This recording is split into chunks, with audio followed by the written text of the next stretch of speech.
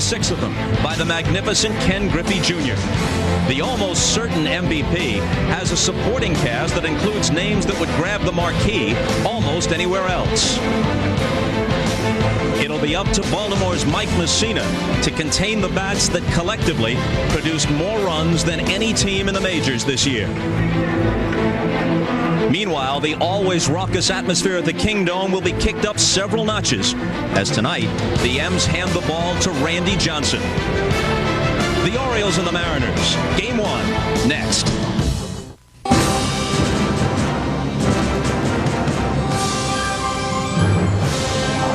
NBC Sports presents the American League Division Series. Tonight, it's Game 1. The Baltimore Orioles versus the Seattle Mariners. It rained all day today in the Emerald City of Seattle, so this is one of the few times when you're grateful for indoor baseball. 59,000 plus will jam the Kingdome, and as you know, they will reach some deafening decibels, especially with Randy Johnson on the mound. Hi, everybody. Bob Costas, along with two-time MVP and Hall of Famer Joe Morgan, and Bob Uecker, a man whose credentials are best summed up by simply saying that he is Mr. Baseball. Now, Randy Johnson's credentials include a record of 20-4, almost 300 strikeouts, an ERA of 2.28. But half of those 4 defeats came at the hands of the Baltimore Orioles, and in his 1-0 decision, Baltimore also won the game. And they did it with manager Davey Johnson pulling some unconventional moves, and he'll do it again tonight, Well, he has really opened himself for some criticism here tonight, Bob, by taking 3 of his best players out of the lineup, talking about Roberto Alomar, B.J. Surhoff, and then Rafael Palmeiro. I mean, 3 guys that really got him here. You see what they've done regular season and what they've done against Randy Johnson. Instead, he plays Jeff Rebelade, Jerome Walton, and Eric Davis. I mean, not to take a shot at any of those 3 players because they're quality players, but they're not like the 3 players that he had to lift. Alomar, of course, is a switch hitter, but as you may know, a tender shoulder confines him to batting left-handed. He can't swing from the right side, so he sits with the other 2 lefties. What do you think? Well, I think they're giving a big psychological advantage to the Seattle Mariners because what you're saying to them is that their best, Randy Johnson, is better than your best, Rafael Palmeiro, Alomar, and B.J. Surhoff. Palmeiro led this team in home runs and RBIs, so Randy Johnson always knows if he makes a mistake, he can get the ball hit out of the ballpark. He does not have that fear with his replacements. Also, if this goes 5, that means they're going to sit 2 of those 5. I don't like those odds. And yet this is the approach that Davey Johnson used against Randy Johnson in the regular season, and it worked. Mike Mussina is the pitcher tonight for Baltimore. He beat Johnson head-to-head in Baltimore back in May. There are his numbers, and we'll have the complete lineups and the first pitch of this division series when we come back. You are watching the 1997 Major League Baseball playoffs on NBC Sports. Baltimore was 7-4 against Seattle this year and won 4 of 5 at the Kingdome. Here's their lineup. Absent Palmeiro, Alomar, and Surhoff. Chris Hoyles is a man to watch. He's hit a couple of home runs this year against Randy Johnson and has a .290 career batting average against him with 4 home runs. Randy Johnson, a 20-game winner for the first time in his career this year. And the scouting report on him, Joe. Well, he is an overpowering pitcher, good fastball, and a great slider. You have to make him get the ball down in the strike zone in order to hit him. If you start swinging at those high fastballs, he may no hit you.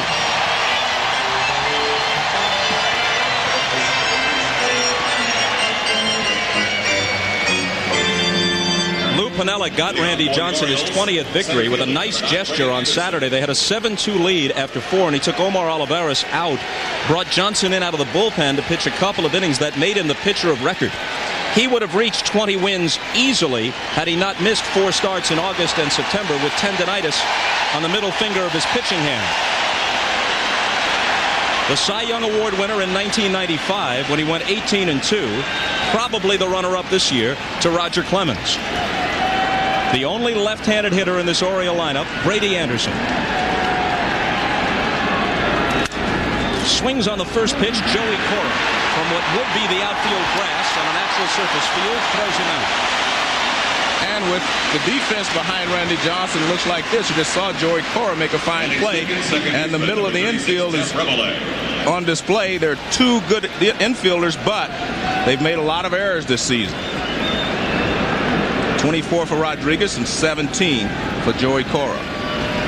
Ken Griffey Jr., of course, will win an 8th consecutive Gold Glove, although Jim Edmonds of the Angels may have played the best center field in all of baseball.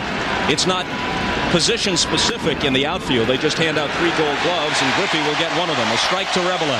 Remember earlier today when we were talking about Brady Anderson, Joe, about being the only lefty in there? Said if he doesn't swing at the first fastball, first pitch he sees, you can bet on it, and he did.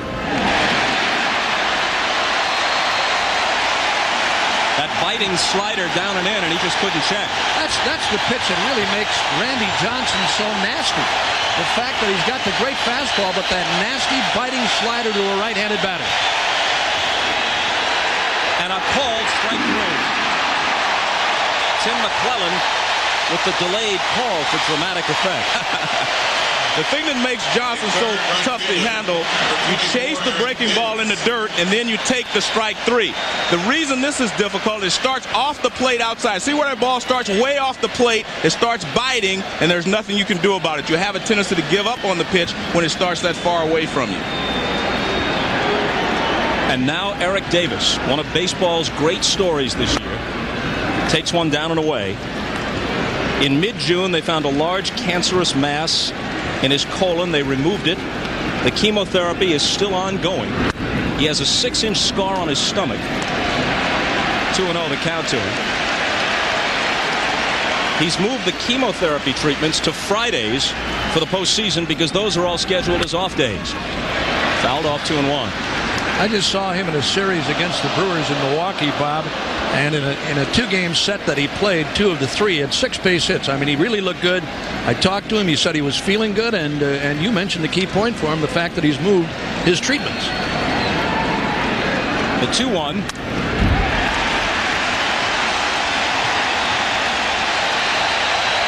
Joe, there's that high fastball you were talking about a moment ago.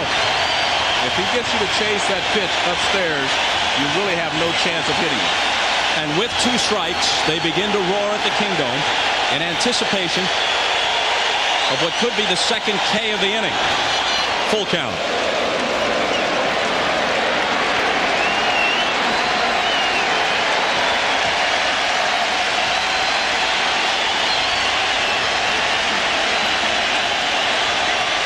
Two out, nobody on the payoff pitch. Got him.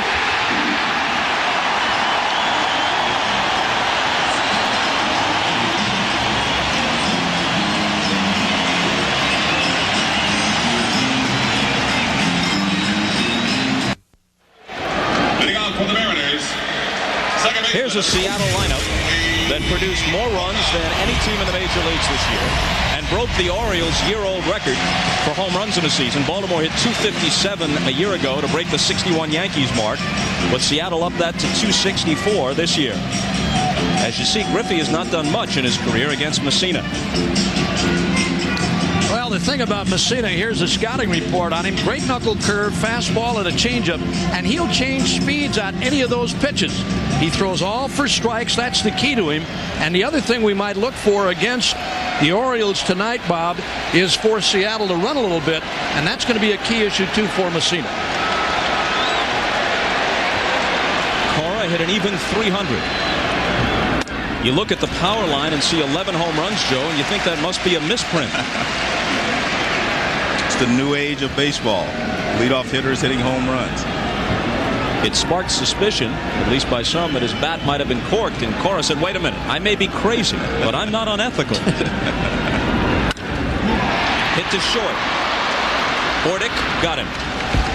There's no question that they're improved overall on the left side, with Bordick moving Ripken to third. Cal's range the last couple of years was not what it once had been. You're right. They have improved defensively. On the right side tonight, they have Jeff Rebele and Jerome Walton. Rebele, of course, not the equal of Roberto Alomar, and Walton not the equal of Palmeiro. So not only are they losing some offense by taking these 2 players out, they're also losing some defense.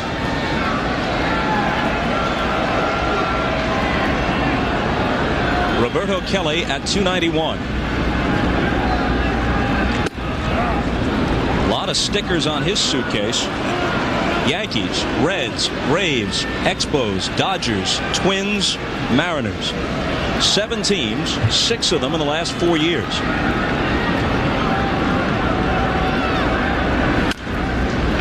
Foul to the seats. You know, it's hard to understand why this guy has been around as much as he has, Bob. In the years that he was with the Yankees, he always did a solid job.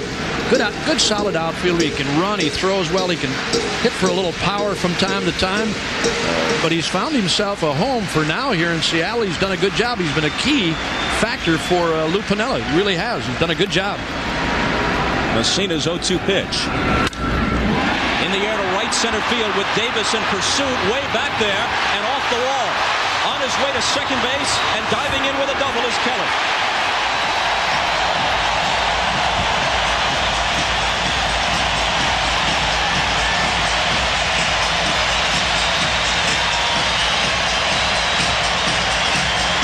This is a hitter's ballpark. This is an 0-2 fastball away. Roberto Kelly does a good job of going the other way. Eric Davis got a good jump on it, but being a small ballpark, you run out of room very quickly. Excellent barehanded throw, and he makes it a close play at second base. Good hustle by Kelly.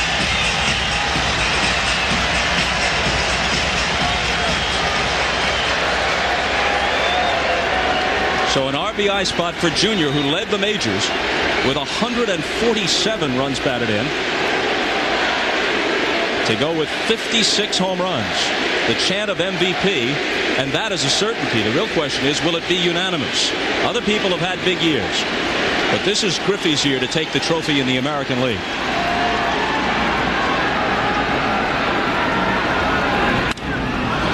Hops it wide of first. Let's see if it stays in for Walton. Over near the camera box, he's got it.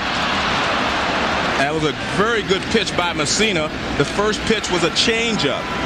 A lot of times you start a hitter like Griffey off with a fastball in. He threw him a changeup, and Junior was out in front.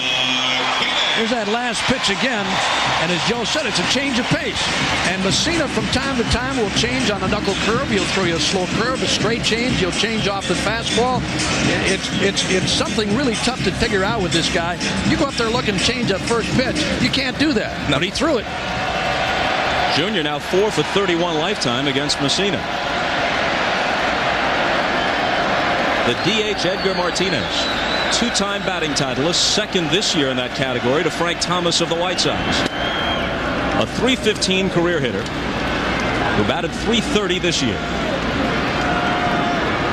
Bob, there are times like this against a hitter like Martinez where he will throw a slider. He doesn't use it very often because it hurts his elbow. But in tough situations, every once in a while, he'll throw a slider to the right-handed hitters.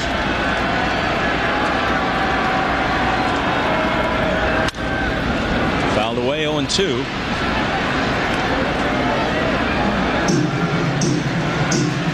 Mussina went 15-8 this year with an ERA of 3.20, but it could have been even better. The Oriole bullpen blew just 9 saves, the lowest figure in the majors, but 5 of them came after Mussina had left with a lead.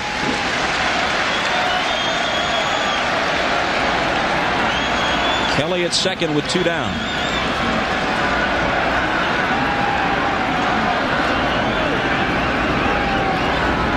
And the 0-2 pitch. 1-2 to the Mariner cleanup man. Alex Rodriguez on deck. And we talk about Randy Johnson and how hard he throws, and once he gets zeroed in, how tough he is. The same holds true for Mussina. Mussina gets locked in on that breaking ball. I mean, he'll stay in a spot all day long to right-handed batters, down low and inside to the left-handers. He can throw all around the plate all day long if he gets locked in.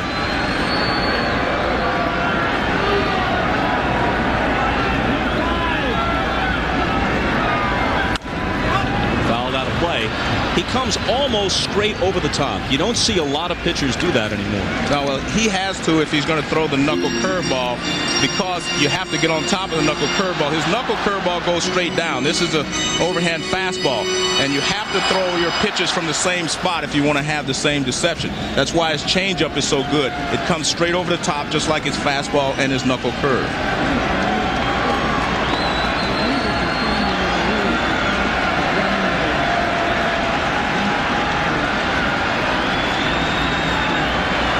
And his 1-2 pitch in the dirt and blocked by Hoyles.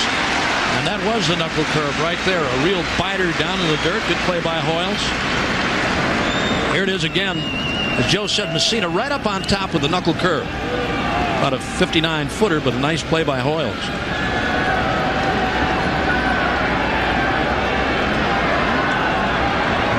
No score, bottom of the first. Kelly, who doubled with one out, is at second. Full count. Martinez has a terrific eye. He walked 119 times this year, coupled with the .330 batting average. He ties Frank Thomas for the highest on-base percentage in the league.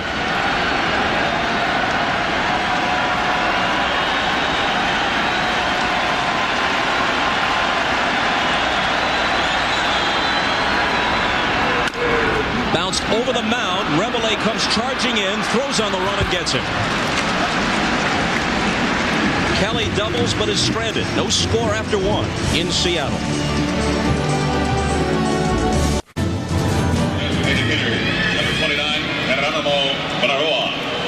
Randy Johnson worked a perfect first and struck out two. Now the cleanup man in DH, Geronimo Baroa, the former Oakland A. And ball one to him. He hit 26 homers and drove home 90. Ripken and Hoyles will follow in the second.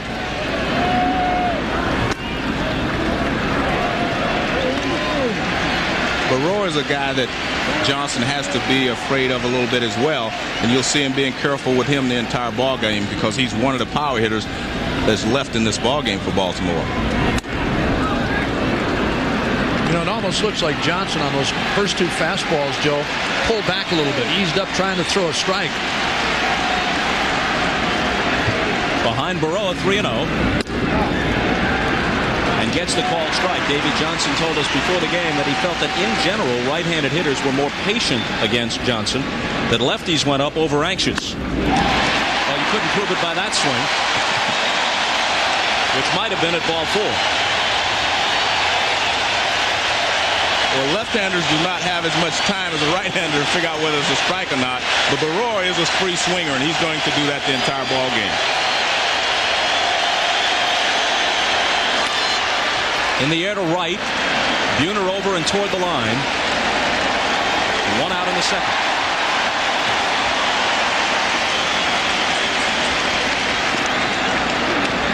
Batting fifth, third baseman, number 8, Cal Ripken Jr. Earlier today, the Braves go up 2-0 on the Astros. Glavine the winner. Blauser a home run. They did it easily. Every other game so far in the first round has been close, including this one. Another ninth-inning win for the Marlins. They take the 2-0 lead on the Giants 7-6. Sheffield 3 for 4 with a homer. Bonilla 3 for 4 with 3 RBIs. They'll take a 2-0 lead to San Francisco. Ripken. The Yankees and Indians have an off day and night. Quirky scheduling. Game 2 after the Yankee come-from-behind win in the Bronx last night will be at Yankee Stadium tomorrow. Then they'll also have Friday off before going to Cleveland. 1-1 to Ripken. The streak stands at 24-78, and of course postseason games will not add to it. I noticed something that you mentioned there is that it seemed like Johnson eased up on a couple of pitches. Well, what that is, he's trying to spot the ball rather than just turn it loose. He's trying to make sure that that first pitch is low and away, and he's not turning the ball loose. He's aiming it more than letting it go. 2-1. Anytime you see that guy shake something off, you got to be saying as the hitter, "Oh, gee, what's this? What's coming now?"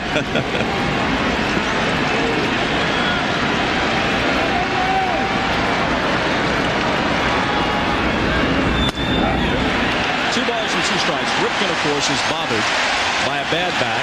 It's a disc problem that affects a nerve running to his left leg. This is as close as he has ever come during a stretch this summer to taking himself out of the lineup. And there has been some criticism in Baltimore as to whether or not he should have taken a rest, especially with the playoffs looming. We'll talk about it as the game moves along. Rolled foul, still 2-2. Good plate coverage there by Ripken. That's the pitch that I think makes Randy Johnson's so devastating. This breaking ball starts way off the plate, so he has to go out to get it. It starts way off the plate and then comes back over the outside corner. Another 2-2 pitch. Sliced foul. And again, as Joe pointed out at the top of the telecast, anytime you chase those high fastballs, I mean, you're playing right into Randy Johnson. Twice now, Ripken has gone after those pitches up around the letters. I mean, you really got to turn it up to handle a fastball up there.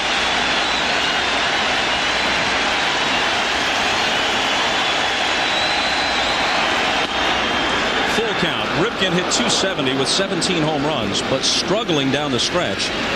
He hasn't connected for a homer since the first few days of September, and he hit .147 in the season's final month.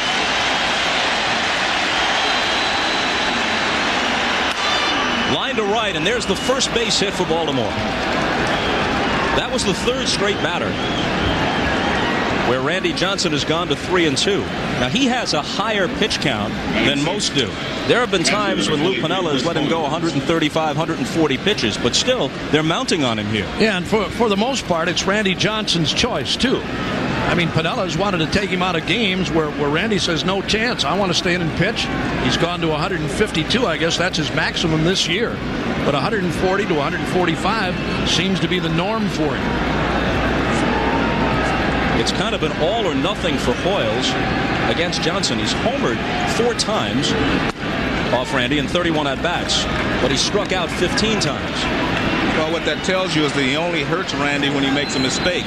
And Dan Wilson told me the mistakes have been breaking balls in the middle of the plate moving towards Hoyle, and also fastballs in the middle with not a lot on them.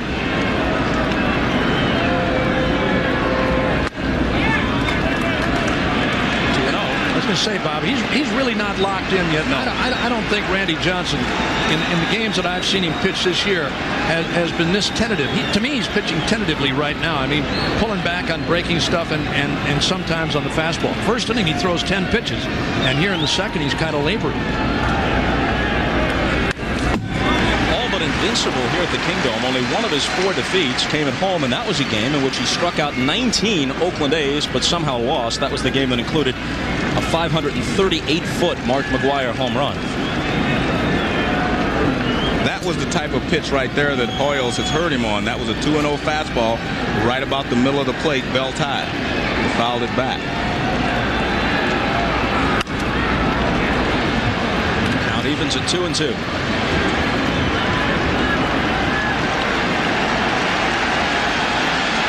And now with the second strike, the crowd rises, as does the noise level. Johnson had 2 19 strikeout games in this building this year. Well, I talked about the first inning. He threw 10. He's 19 here in the second. Ripken just a short lead at first.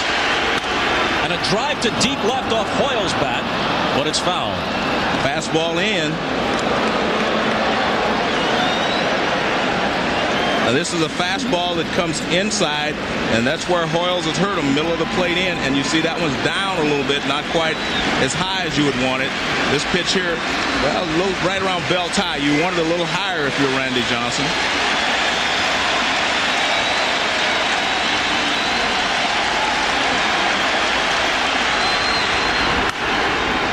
Double play ball. Rodriguez steps on the bag and guns to Sorrento. And the Orioles are finished in the second. No score after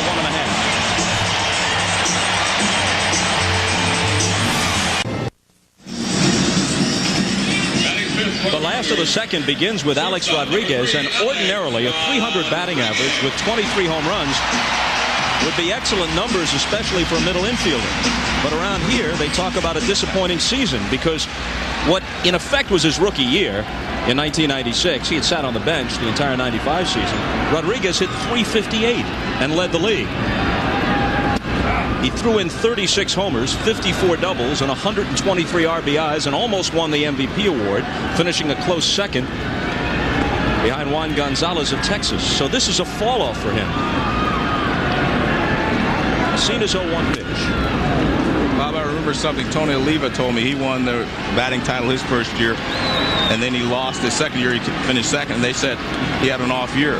And he said, when you start at the top, there's only one way to go, and that's down. I mean, you can't hit 358 every year. He had his career year, maybe his first year. Well, you know how that is, Uke. I know about being off. Are you kidding? I wear it all the time. Outside and high. It is, though. It's tough for a guy like Rodriguez. I mean, you watch the kind of a season he had last year. There was nothing he couldn't do. And as you just said, Bob, I mean, he's had a pretty good year. 23 home runs, 89 ribbies, and hitting 300. But it's a subpar year compared to last year. 1-2. Squibbed foul. Mussina has excellent control. Only walks about 2 per 9 innings of work. Helps himself in other ways, too. He's a good fielder. And he's especially good at holding runners close. Has an excellent pickoff move for a right-hander and varies his rhythm to the plate, so it's hard to get a gauge on him if you're looking to steal. Another 1-2 pitch. And we'll do it again. Bob, in talking about Rodriguez, remember also last year he hit second in front of Ken Griffey Jr. About middle of the season this year, they moved him down, to the 5th position to try to drive in more runs. So a little different approach now than he had hitting in front of Ken Griffey Jr. He'll be followed by Buhner and Sorrento in the Mariners' second. Got him swinging. That's the first strikeout for Mussina. Throughout the baseball postseason, you can visit www.mlbworldseries.com. That, as you doubtless know, is the official playoff website of Major League Baseball and NBC Sports. You're on that World Wide Web, aren't you? I'll be into it. I'm already playing hearts on my computer. Well, you want to start slow and then move up to the more sophisticated stuff later. I got my own page. I heard it's a whole book. Buhner.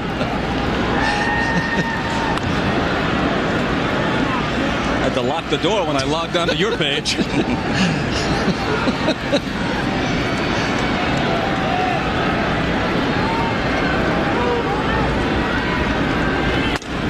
A ball and a strike. Buhner hit exactly 40 home runs, the 3rd consecutive year he's reached that plateau.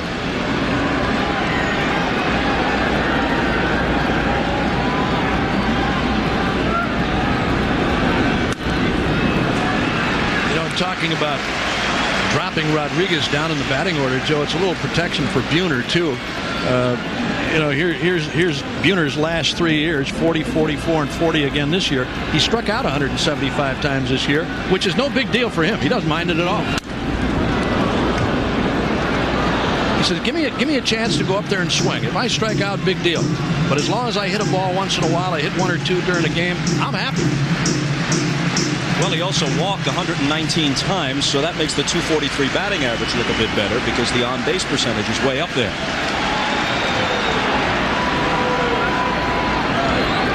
Gets out of that open stance deep in the box and goes down swinging for the 2nd strikeout in the inning for Mike Mussina. Now, he's not in Randy Johnson's class, but Mussina did strike out almost a man an inning this year. 218 in 225 innings of work.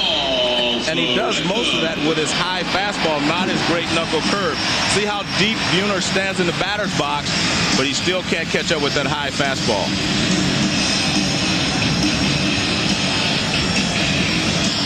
Once again this year, they had the Jay Buhner Buzz Cut night at the Kingdome, and hundreds of people showed up with shaved heads or got their heads shaved at the game, including dozens of women going with the Sinead O'Connor Demi Moore look.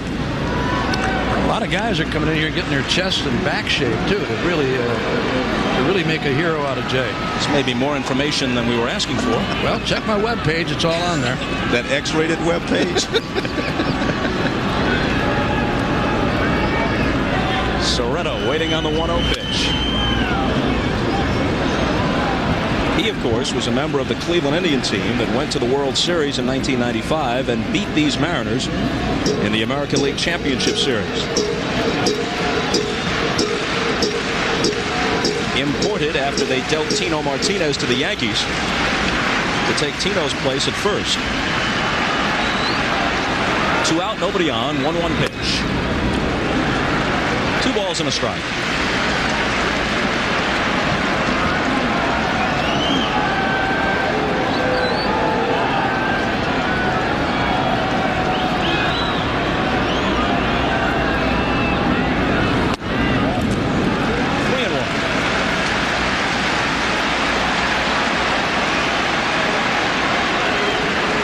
Amazing when you watch guys like Mussina. Once they get locked in too, they just don't give in to you. If they're trying to work you around the outside corner, they're going to stay there at 3-1, 3-2, no matter what the count is.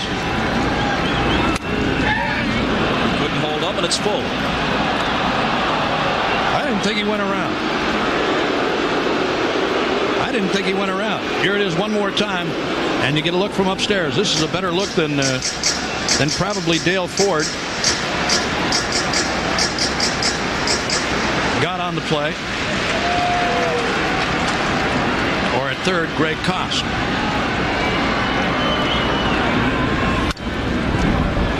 And it holds at 3-2. Tim McClellan is the plate umpire. Dale Ford at first. Big Ken Kaiser at second. Greg Kosk at third. The crew chief, Davey Phillips, down the left field line. And Rocky Rowe on the right field line.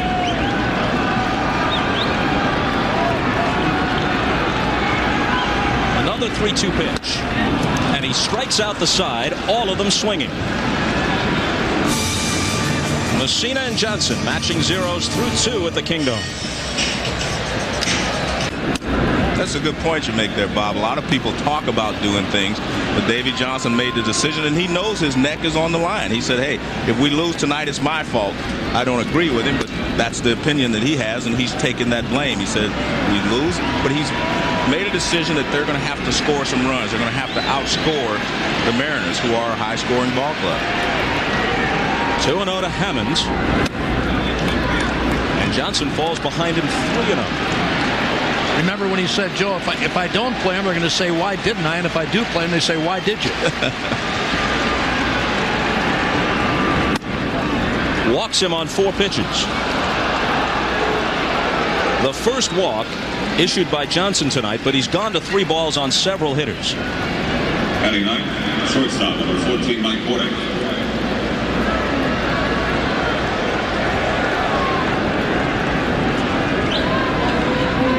The Oriole team speed is not what it once was, with Alomar hobbling even when he's in there with a groin injury. And, of course, Eric Davis has been ill, and Brady Anderson had an injured rib, and he normally is good for a high steal total, but not this year.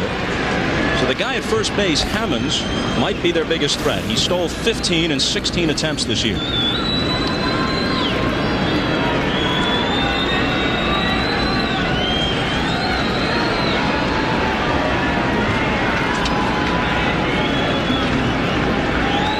Bordick hitting 9th, batted .236, and takes a called strike. Brady Anderson actually led the Orioles in steals, but he played more games than Hammonds did. Plus, he got caught more time. He stole 18 of 30. Hammonds was almost perfect. There's Brady. He'll be next.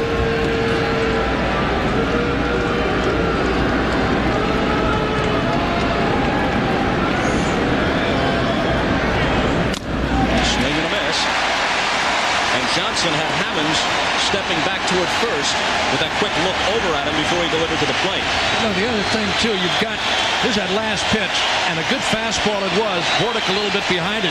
You got one of the best throwing catchers in baseball here in Dan Wilson, too. And with the left-hander Johnson out there, as you said, Bob, he's trying to keep him close, and had him moving back that time.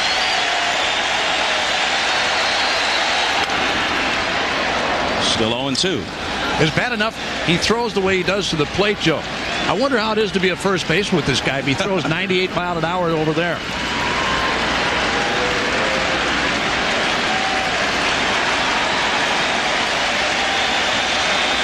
See how long Sereno stays on the bag once Randy gets to his stretch.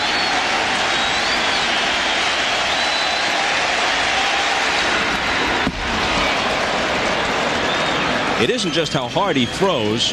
At 6'10", and with the wingspan of a condor, it appears. Plus, there's some suspicion that they build this mound up a little bit here in Seattle to favor him.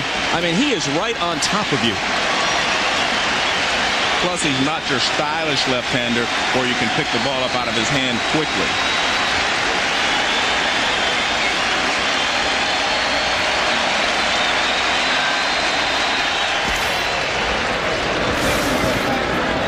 Who would you compare him to? Well, I would compare him to a guy, Bob Veal, Pittsburgh. a long time ago. Yeah, Bob, the fact that he threw real hard and he had a lot of movement on his pitches, and he was kind of herky-jerky. And about as big as Randy Johnson, too. Maybe not quite as big, but he's about 6'7", 6'6". Drilled down the left field line and in there for extra bases. It one-hops the wall with Kelly in pursuit, and they're waving Hammonds home, and he's going to score on the double by Bordick. That was a high-hanging breaking ball, and Bordick pounded it, did a good job of turning on it, and whipped it down into the corner. On an 0-2 pitch. You'll see this pitch hang up here, breaking ball right about belt high, and Bordick puts a good swing on it, goes into the corner. Good job by Kelly to get the ball back in, but Hammonds can fly, and he was around the bases without a throw to the plate. Bordick has really improved the Orioles defensively, but hasn't done much with the bat, hitting just .236, but a big hit there. You know, I think with the ball club like the Orioles have, they've got tremendous power. I mean, just about everybody in the lineup can take you deep. Bordick is an added plus for him at shortstop. He plays toward the hole with Ripken. He gives Ripken a chance to cheat more toward the line if he has to play in the hole. Broken bat, but in a good spot. It drops in front of Buhner, and they're going to stop the runner at third. Sam Carrazzo was holding Bordick up anyway, and then when Bordick stumbled coming around the bag, there was no chance that he'd continue. One of the things you have to do is when you get a chance to score on a guy like Johnson, you have to take it because he may strike out the next two hitters. He stumbles right there before he gets to the bag, and right away he has to hold up. Here he's going all the way. He thinks he has a chance to score. Right there, his left foot slips from under him. He's lucky that he hit the bag, but he still had to hold up.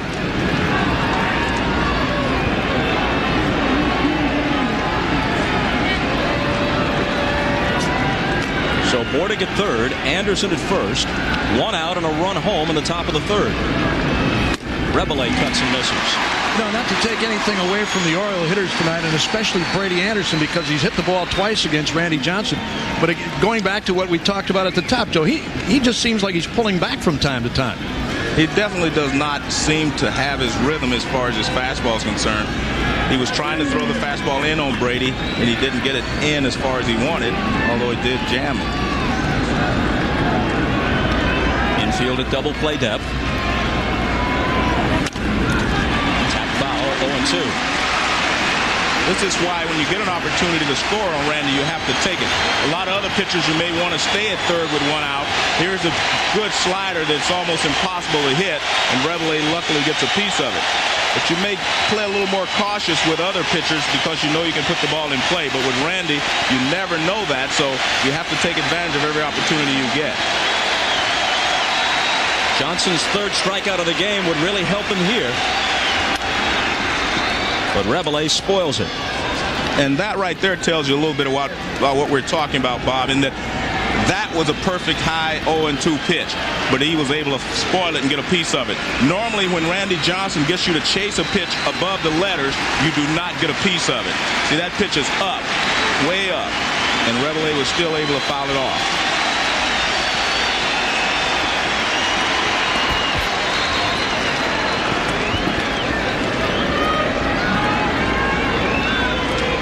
Johnson struck out 291, one behind Roger Clemens for the league lead, and the only thing that stopped him from topping 300 again was the 4 missed starts late in the year.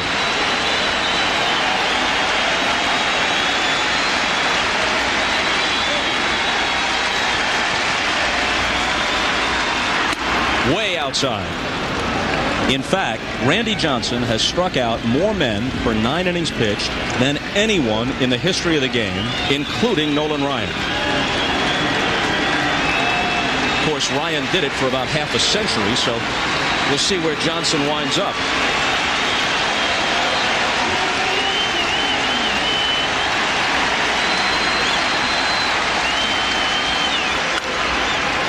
in on his fists, wide of third. Blowers goes back in foul ground. He squeezes it.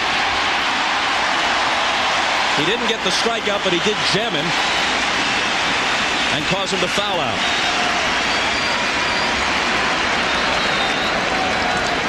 Right fielder, number 24. They threw him a high fastball. He fouled it back, so he comes back with the slider in. And you're right, he jammed him, and he got the out that he needed with the runner at third in less than 2.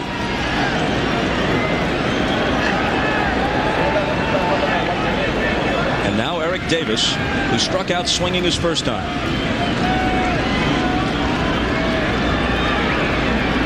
Johnson trying to hold Baltimore to just 1 in the third. Fastball high. You remember when Davis came up to the Reds, Joe, the comparisons were to Willie Mays, and those comparisons weren't that far-fetched with a combination of power and speed. Didn't quite turn out that way, but he's had a good career. He had a few injuries, I think, that held him back, but he did have some great years. Anderson breaks from first, and Wilson has the ball dislodged, perhaps by McClelland inadvertently as he pulled back. We'll have to see on the replay. Well, I talked earlier about Wilson being one of the better throwing catchers in baseball. Take another look here. It's a breaking ball, and I just think he lost it as he took the ball out of the glove, Bob. He just lost it. He never got a handle on it. Here it is again. There's the break by Brady Anderson, and Wilson never had a handle on the pitch and never did get off a throw. Here it is one more time. Watch this. Watch the exchange. He lost it right there. Back live, and Johnson misses 2-1. So there was no contact. The ball just squirted out of his hand. And the question is whether he was going to throw all the way through anyway. He took a long look at third in that situation. So a base hit here could make it 3-0. Couldn't catch up with it. The book on Eric Davis has always been keep the fastball above the belt and you can get him out if he swings at it. He became a little more patient the last couple of years, but that's still the way to pitch him when you have to get him out. It's early in the game, but considering what Mussina can do, this is a huge hitter for Johnson. And a full count. Johnson's the guy who electrifies the crowd. Johnson is the guy whom people pay to see. But on a given night, Mussina could be every bit as effective. A base hit here, you fall behind 3-0. You might not catch up. Fouled off. I'll tell you, you're right, and Mussina, as we've seen many, many times, equal to anybody in the American League. I mean, as far as big games goes and putting up numbers, yeah, he's every bit as good. Doesn't throw as hard, but he can do the job on you. And you know what? Randy Johnson, a couple of times tonight, Joe, they've had good hacks at his breaking ball, which is number 2 pitch, I think. I mean, number 1 is the fastball, and here again on Eric Davis, he's gone breaking ball a couple of times on 3-2 pitches. See if he does it here. You know, I think he shook Wilson off. I mean, he's shaking Wilson off maybe on a fastball and wanting to throw a breaking ball. He's done it twice tonight. Well, a hanging breaking ball is much easier to hit than a hanging fastball. But I still think, you know, with a guy like Davis sitting there, I mean, you got to go up there looking fastball 3-2, don't you think? Yeah, you have to. And if he does throw a breaking ball, you're geared for fastball. You're always out in front. You have to look fastball and just try to adjust to the breaking ball. If you look breaking ball, his fastball goes right by you. B.J. Surhoff replaced in effect tonight by Davis.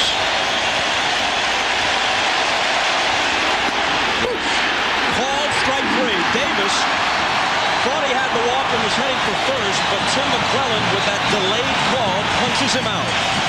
They get only 1.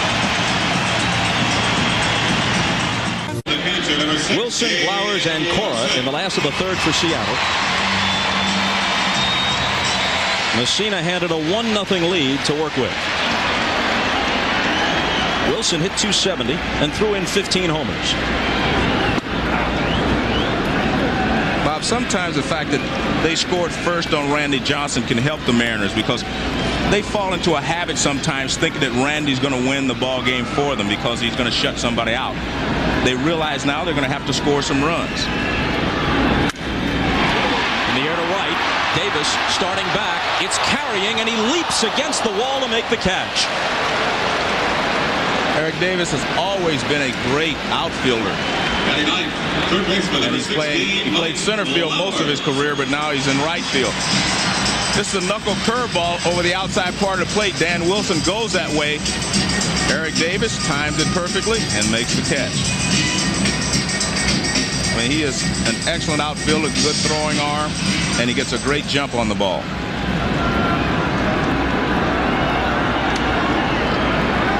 The third baseman, Blowers, hit .293 with 5 home runs. Started with the Yankees, then to Seattle, a year with the Dodgers, and back here. Russ Davis, normally their starting third baseman, has a sprained ankle, inactive for the division series, might be ready for the LCS if they make it that far.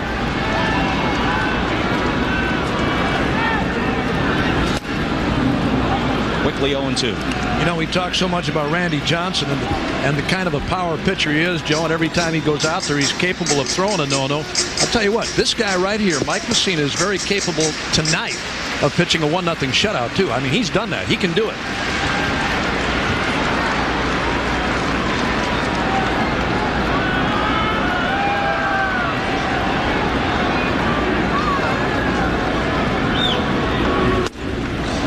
And he puts his 4th strikeout into the books. In fact, 4 of the last 5 hitters have gone down against him. Second baseman, number 28, Joey Vora. Here's the schedule for tomorrow. These two clubs, with Erickson and Moyers, the starters, go at it at 4 Eastern time on ESPN. The Yankees and Indians on Fox at 8 Eastern time.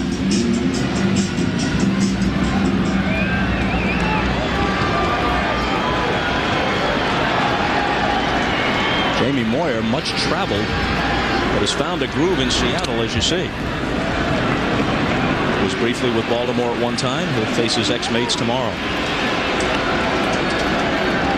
The Orioles have not had that good a record against left-handed pitchers this year, and they'll face 3 lefties off the top: Johnson, Moyer, and Fasaro. And that's why a lot of people give the advantage, you know, to Seattle in this series because of their left-handed pitchers. Pitch to Cora way out in front. Well, what's wrong with this picture? Baltimore leads wire to wire. They beat the Yankees head-to-head 8 of 12. The Yankees get the wild card, and they're home against Cleveland, while Baltimore's halfway all the way across the country in Seattle against the Mariners. That can't be right. The 1-1 pitch. Every other sport seeds its playoffs and gives some sort of significant advantage to the teams that do best during the regular season, but baseball can't seem to figure out why that's important or how to do it. It's definitely advantage starting at home in the playoffs. So if you start 2 there at home and then go on the road, you're still in a better shape. 3-1 to Cora. A lot of people say, well, they have the home field advantage for the 5th game if it goes 5. Well, I disagree with that because the first couple of games in a 5-game series are the most important games, not the 5th game. You may never get to the 5th game. Full count. Home teams have won all 5 games played in the division series so far.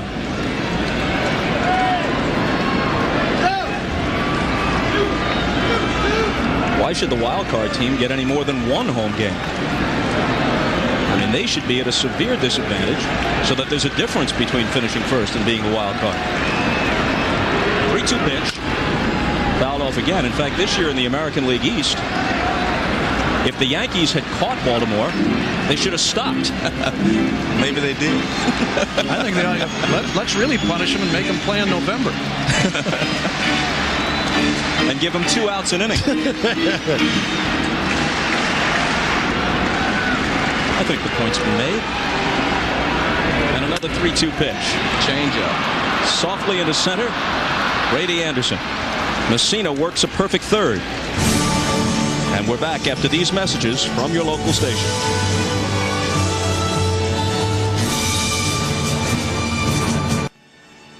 Okay. The Orioles got that run off Randy Johnson in the 3rd, if you're just joining us. Geronimo Barroa starts it and takes ball 1. Despite the gaudy portfolio sported by Randy Johnson, very little of it has been accomplished at the expense of the Baltimore Orioles. Not just 0-2 this year, but 3-7 lifetime against Baltimore. Here again on Baroa, Bob, on that last pitch, he looked like he tried to throw a change of pace or really take something off a fastball, and I mean really ran it way high and outside. Well, he threw 55 pitches through the first 3 innings, and he starts this inning behind 3-0 to Baroa. And, you know, if I'm Davey Johnson with Baroa up there, 3-0, if he gets fastball, I'm letting him go. He didn't. One of the things that the Orioles wanted to accomplish was to have Randy Johnson throw a lot of pitches, and he's done that so far. In the air to left center field, either Kelly or Griffey can take it, and Junior will. Jim Gray is with us in Seattle, and Ken Griffey Sr. is with him. Now in the press box with Junior, watched his son. Ken, you talked to Ken Jr. about winning a championship. He's very jealous of the fact that you have 3 rings. How badly does he want one? Well, he wants it awful bad right now. I mean, he's I kind of teased him over the years about, you know, getting 3 rings, but, you know, he wants it as bad as anybody. How difficult is it for you to watch these games, and is it surprising to you at the individual accomplishments that Junior's achieved? Well, it's not that hard for me to watch the games. I enjoy watching the games. I was up here as a coach for a year, and I enjoyed watching him play. But, you know, the things about what's going on with Junior is it's just a lot of fun, and we'll see what happens. Can he improve? Yes, I think he can, but we'll see what he's going to do. Right now, you know, I mean, the numbers he has is tough to improve on, but, you know, there's other things he can improve on. Ken, great to see you. Thank you. Enjoy the game with your grandchildren. Bob Costas, back to you. The town of Denora, Pennsylvania, in the western part of the state near Pittsburgh, has a population of about 6,000.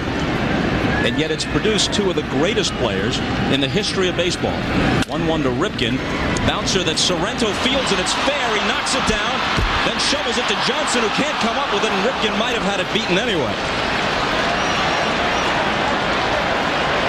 Well, in both at bats, Ripken has been taking shots toward right field, and he does so again. This was a tough hop for Sorrento, so he fights it off. Actually, right there, he should have had it. He got a big hop. Now he throws it underhand to Johnson, and not in time. I don't know if Ripken's really taking a shot to right field, or if he's just that late. tardy. And they rule it an error on Sorrento. E3 and Ripken aboard with 1 out. There's Hoyles, who grounded into a double play to end the second. To finish the earlier thought, Denora, Pennsylvania, also the hometown of Stan the Man Musial. When Ken Griffey Jr.'s career is over, I think you could say conservatively that 2 of the dozen or so greatest non-pitchers in baseball history will have hailed from Denora, Pennsylvania, where Jr.'s grandfather, Buddy Griffey, played high school baseball with Stan the Man in the 1930s. They had an integrated team, and in 1938, Buddy Griffey was the center fielder on Stan Musial's baseball team.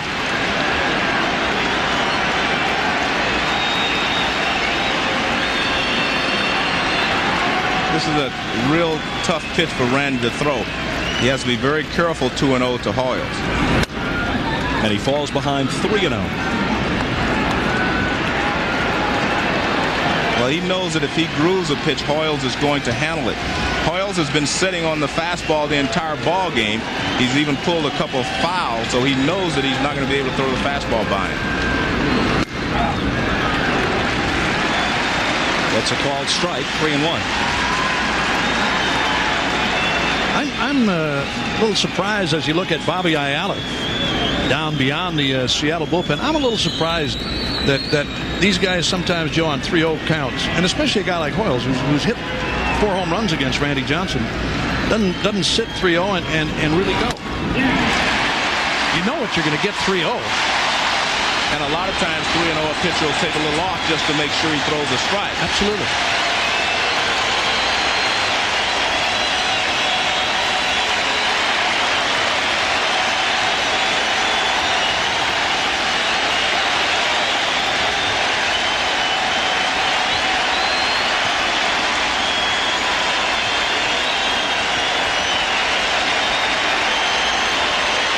Johnson has struck out 3.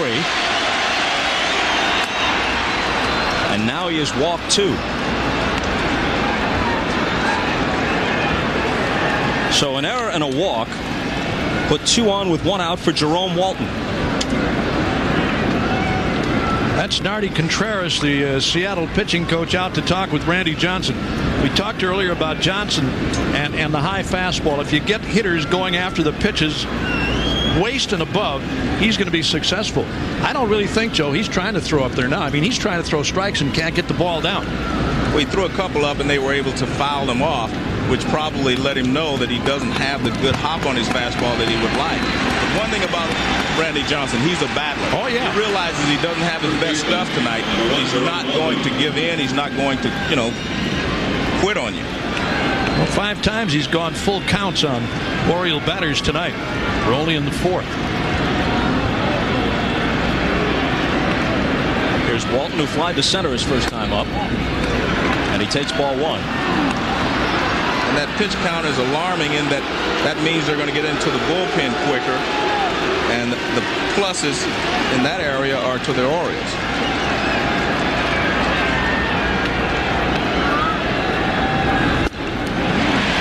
A ball and a strike. Walton was the 1989 National League On his fastball that he would like. But one thing about Randy Johnson, he's a battler. Oh, yeah. He realizes he doesn't have his best stuff tonight. He's not going to give in. He's not going to, quit on you.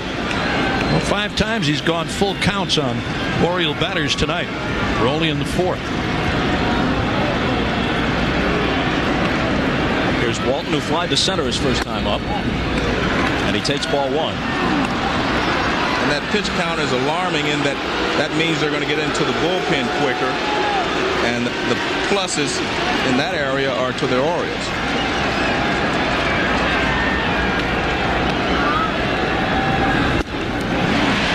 A ball and a strike. Walton was the 1989 National League Rookie of the Year with the Chicago Cubs, the year in which the Cubs won the division.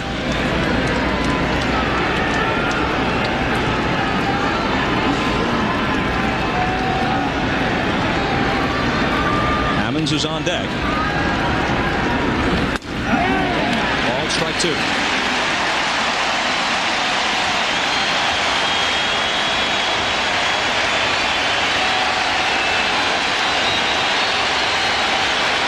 The Orioles do not have speed on the bases with Ripken at second and Hoyles at first.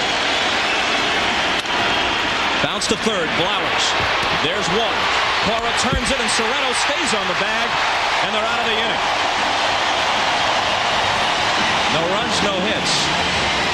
An error, a walk, and a man is left. Still 1-0 Baltimore. Life is a sport. Drink it up. And by Sun America, the retirement specialist. Mariners left fielder number 10, Roberto Kelly. Trailing by 1, Seattle sends up Kelly, Griffey, and Edgar Martinez in the 4th. Roberto doubled off the right field wall in the first.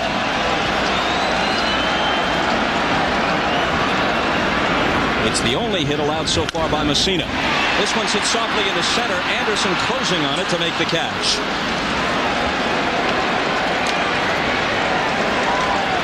Center fielder. So now Griffey will try to solve Mussina.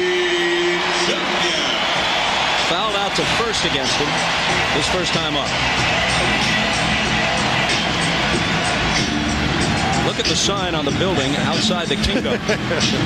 Not only would the distance be a problem, but you'd have to hit it so hard that it would pierce the roof.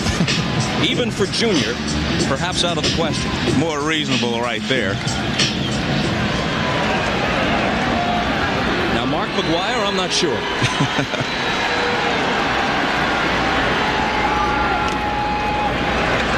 He started Junior off with a changeup in the first inning, and he popped it up. He comes back this time with a knuckle curve.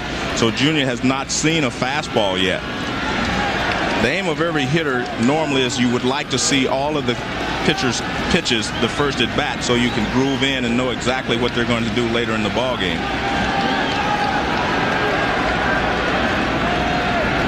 1-0 pitch is in there. Came right back off speed again. He threw the breaking ball in the dirt. Came right back with a little knuckle curve that he took something off. Here it is one more time. Watch the rotation. Little rotation on that knuckle curve. There it is right there, and a strike, says Tim McClellan. Rolled down to first. Walton over to Mussina. So Griffey's 0 for 2. Walton played only a handful of games at first base this year. And Palmeiro is a very good defensive first baseman. Well, the one advantage he has, he's playing on AstroTurf, so it's a lot easier to catch a ground ball here than it would be in Baltimore on a natural surface. He's only played 15 games in his career at first base, Bob. Mussina has retired 10 in a row since Kelly doubled with 1 out in the first. And a strike to Edgar Martinez. Make no mistake, Mussina is one of the game's best, a 19-game winner each of the last 2 seasons. 28 years old, a Stanford product. In fact, his career record of 105 and 49 gives him the best winning percentage, .682, of any active pitcher. Randy Johnson is second, but a distant second at .646.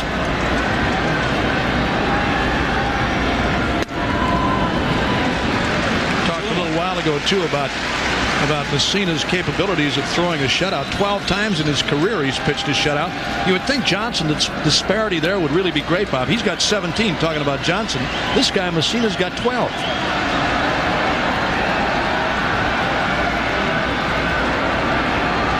2-1 pitch to Edgar. Misses the inside corner. What was wrong with that pitch? Well, Mussina really wanted that pitch. That ball looked like it was right there.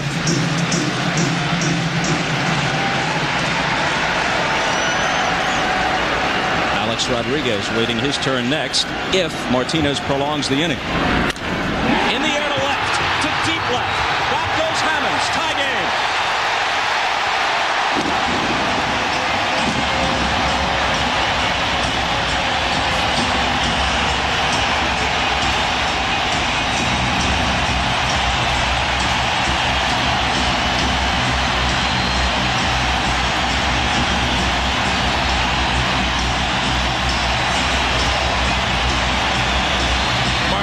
Martinez is such a good fundamental hitter that he takes this changeup.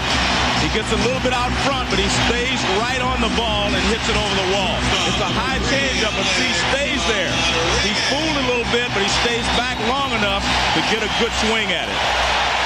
And that's the danger you have when you try to pitch a shutout against these Mariners here in Seattle. Yeah, he won't get 13 tonight. No. Rodriguez, the first impulse is to say, well, he hit a 3-1 pitch and he's sitting on something, but he was not sitting changeup. No. The speed of the pitch actually fooled him, but he's such a good, fundamentally sound hitter that he was in good position. He had his bat back and he was still able to drive the ball.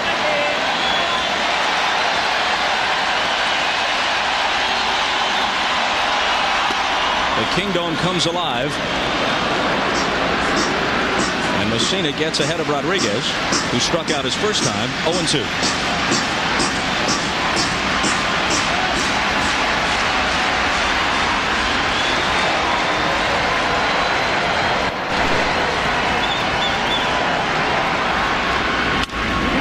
Into center field, and the homer by Martinez is followed with a Rodriguez single.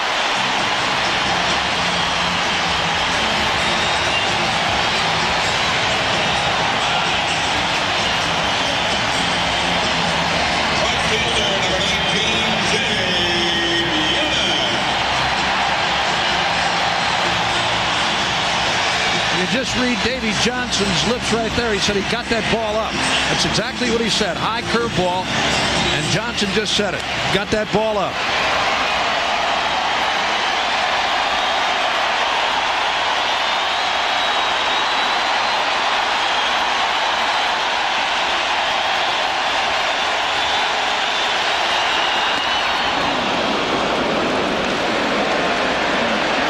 Buhner wasn't thinking single.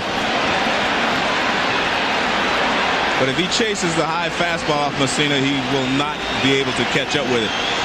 Mussina throws him a lot of fastballs up, change-ups, and sliders away. That's the way he tries to pitch him. He only comes inside when he gets ahead in the count.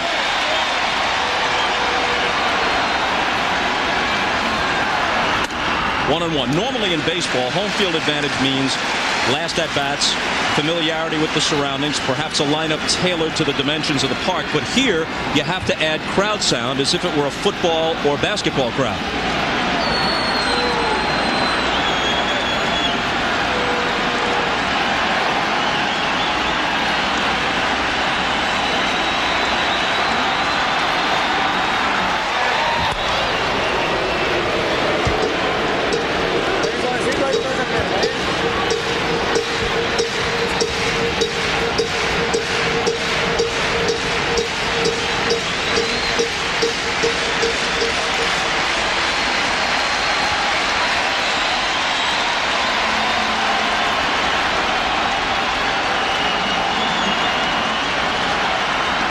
The 1-1 up and in.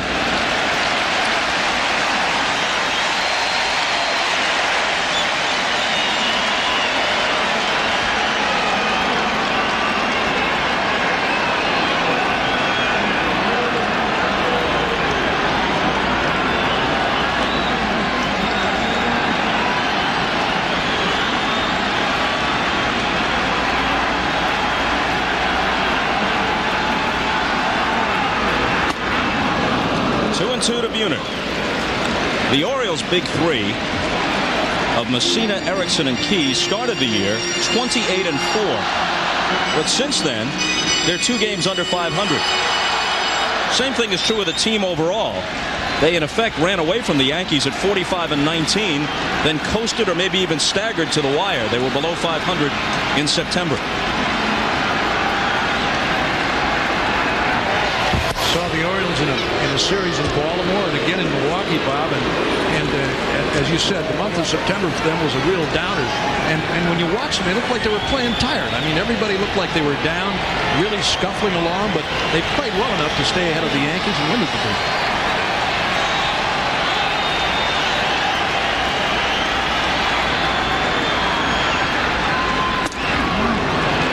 Full count.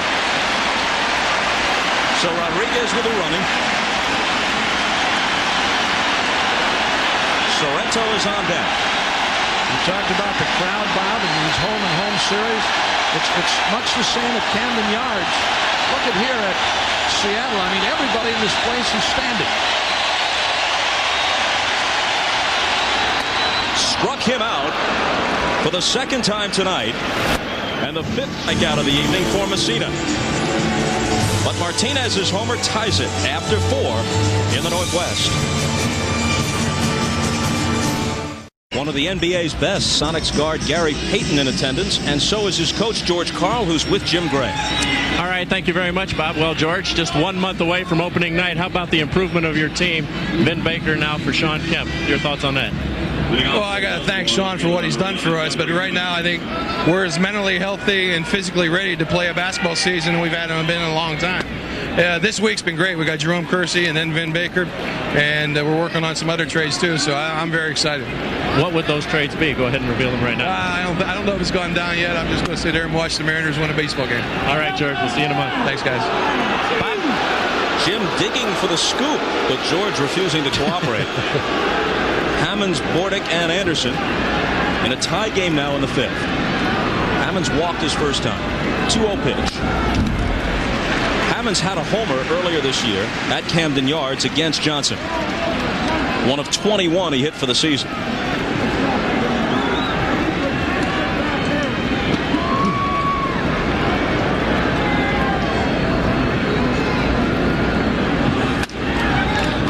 And another 3-ball count. And you see the radar gun registered 88 miles an hour. The high fastball should register faster than your low fastball. That's the 3rd walk issued by Johnson, and a leadoff walk in this case. Shortstop number 14, Mike Bordick. Elsewhere, the Braves jump on the Astros again. It's 13-3. Blauser a homer, Glavine the victory. They go to the Astrodome up 2-0, needing one more to wrap it up. Same is true for the Marlins as they head for San Francisco. 2 ninth-inning victories by a single run over the gritty Giants. But now, Dusty Baker needs 3 straight at home. They've got him picked off. Sorrento, though, falls, and his throw skips into the outfield. Hammonds pops up and heads for third after he finally realizes where the ball is. And on a walk and an error, Hammonds is at third with nobody out, and Sorrento's shaken up a bit. They had him picked off. He was leaning and halfway between first and second, but watch what happens. Well, he was going on the pitch, but the throw is low. It hits him in the foot and bounces into left field. Rodriguez tries to decoy him, but he finds the ball and gets over to third base. Now watch this ball. It hit him in the foot. As he's sliding right there, it hits him in the foot and bounces into shallow left field. You know, had Hammond seen that ball right away, Joe, he may have had a chance to score. Well, now here's Bordick with the infield in. This is interesting because when you play the infield in, you're really saying to yourself, I'm not going to score a lot of runs against Mussina, so I'm going to make sure that they earn this run the rest of the way. We've already given them third base. 1-1. Bordick knocked home the Oriole run with a sizzling double down the left field line in the third. Got a hanging slider, I was going to say, Bob, from Johnson on that double. See if Randy stays the same way here. Fastballs down and away. They shade him to hit to right in this particular situation. Score the last play, a stolen base for Hammonds, a gift steal, and an error on Sorrento on the throw. 2 errors tonight for Sorrento.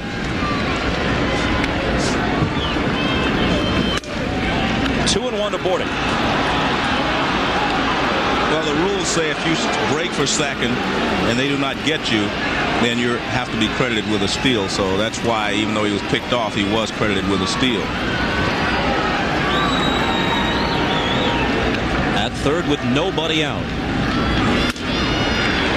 And a 3-1 count.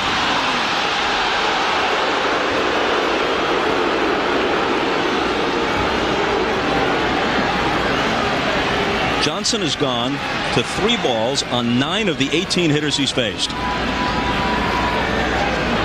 He's walked 3 of them, and now 4.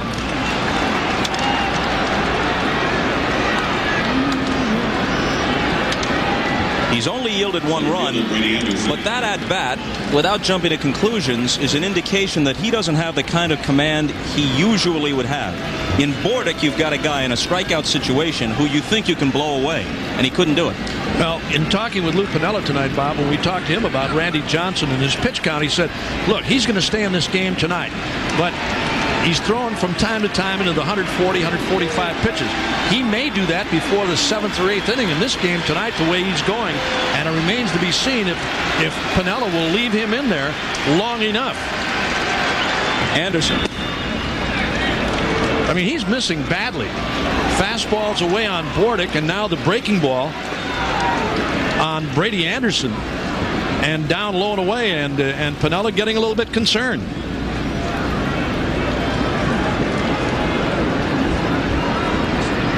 Here's that last pitch on Brady Anderson. Watch this slider down low and away, and he missed by a foot off the outside corner. But again, you know this guy, you've watched him enough. I mean, he's capable of coming back and striking out the side, bang, bang, bang. Well, they're playing for 2. They move the infield back now. Foul back to the screen. Now remember, if Piniella goes to the bullpen and brings in a right-hander, Palmeiro, Alomar, Surhoff, and Harold Baines are on Davey Johnson's bench. If he goes to the bullpen, in my opinion, he has to bring in a left-hander, because otherwise you're playing right into the hands of the Orioles.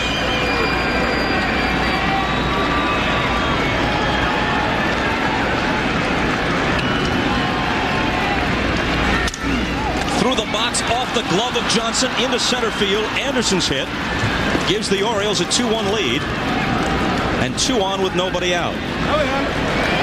And Brady, the only left-handed hitter in the lineup, now 2 for 3. Good job by Brady, making sure he makes contact, puts the ball in play, and hits a line drive back through the middle. And not a bad pitch from Randy. It was not up in the strike zone like he wants it, but not a bad pitch.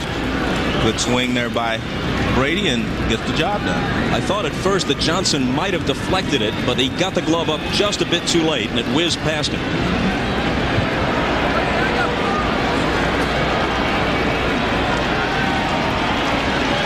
The 24, we'll come back to that in a moment. Mike Timlin, the former Blue Jay, gets up.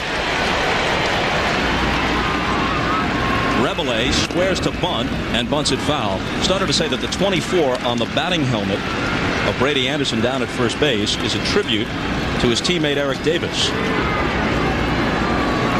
who has come back from colon cancer, which sidelined him in the middle of the season, and is in the starting lineup tonight as the playoffs begin. They already know.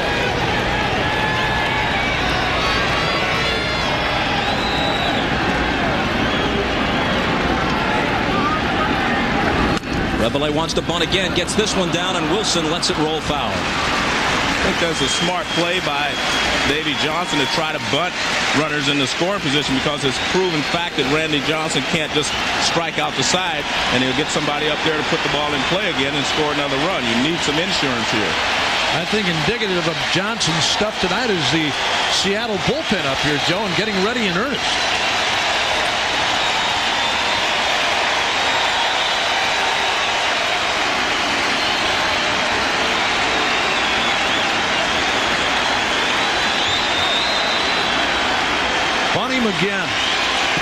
Bunt him again. Bordick at second. Anderson at first. A run home in the fifth. 2-1 Baltimore. Rebele will try to bunt, and this time he'll get it down. Johnson fields it. Could be close at first, but he's got him there.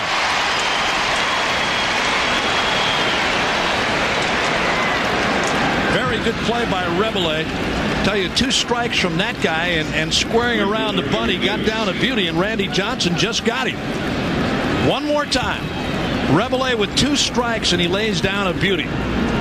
Johnson almost didn't make the play on this ball. He almost didn't get him. Close play at first, threw him out by a step. One more time. That's not the easiest thing to do. It looked like he bunted a slider, too. Davis fanned his first 2 times. Infield in as he fouls it back.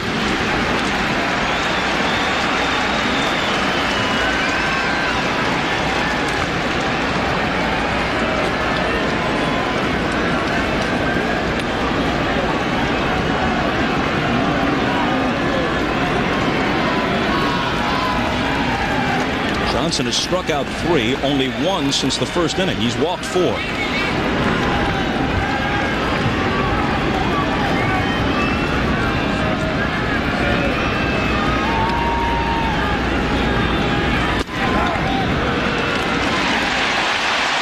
Well, Eric Davis has struck out twice tonight. Back in the third, Johnson got him looking on a pitch he didn't think was a strike. Take another look. Inside corner. McClellan liked it. Here it is again. Inside corner fastball, and Davis backing out of it. Looked like a good call, although not to Eric.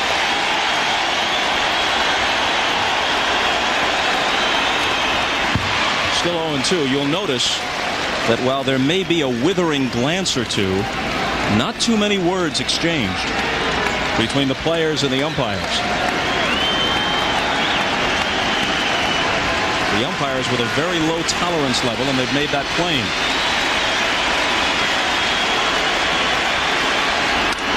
Still 0-2.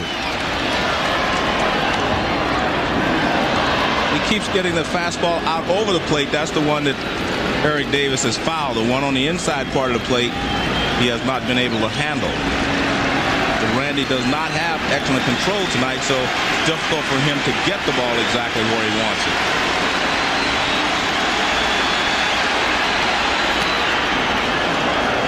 Well, Davy Johnson told us before the game, and it's not exactly a secret, that the way to get to Randy Johnson is to wait him out.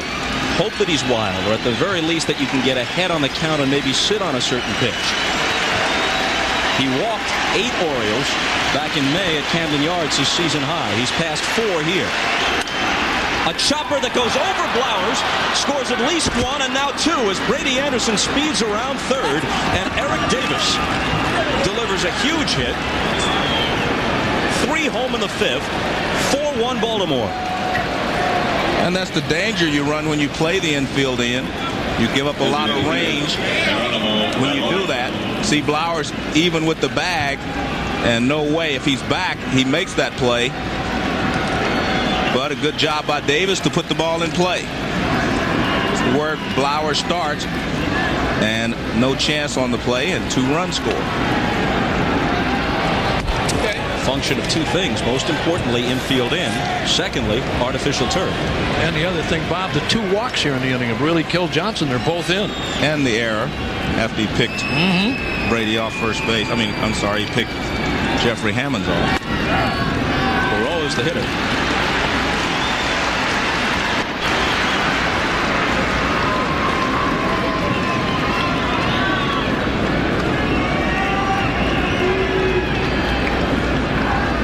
Flied out twice. There goes the runner from first. Here comes Wilson's throw on the money, and they've got it. Eric Davis cut down.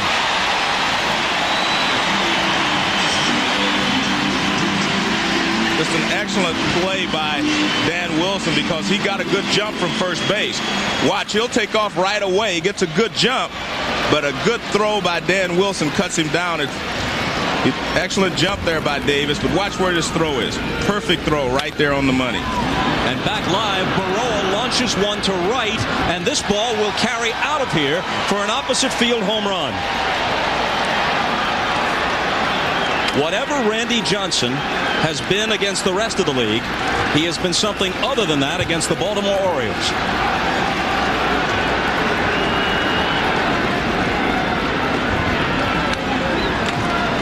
This was one of those nights where Randy kind of tricked you, Bob, because he started the season off by game off by striking out the first 2 hitters. That's a fastball out over the plate, and Burrow knows that it's gone as soon as he hits it. But we've noted all night he is not throwing the ball as well as we've seen him in the past. 5-1 Orioles. Ripken now officially is 2 for 2 as they have changed the ruling on his ground ball in the 4th, which at first was scored an error on Sorrento. Now they've changed it to a hit. So he has a pair of singles. I was going to say, Bob, a good call. It would have been a tough play for Sorrento. I mean, he had to make a backhanded play on the ball. Popped to the shallow center. Cora back to put it in to the Baltimore 5th. But not before they send 4 across and lead Randy Johnson 5-1.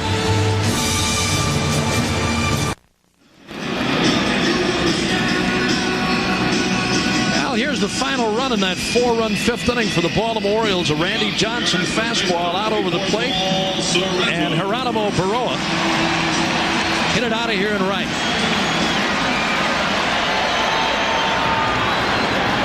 Mussina now staked to a 4-run lead, faces the bottom of the order in the bottom of the 5th. Sorrento, Wilson, and Blowers. Hit to the right side, and you'll see the new first baseman take this throw from Rebele. It's Rafael Palmeiro. With the lead, they put him in for defense. And he'll bat second in the 6th as he's occupying Jerome Walton's spot on the order.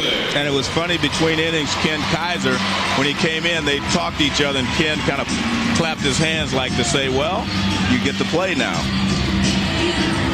There's Ken out there at second base. What's he wearing? New goatee, huh? One-time professional wrestler Ken Kaiser. I believe he wrestled under the nom de mat of the Hatchet, right? Oh, he was on the mat plenty of times. He's pinned over 1,000 times. Well, somebody's got to play that role. Oh, you're getting in trouble. You're getting in trouble.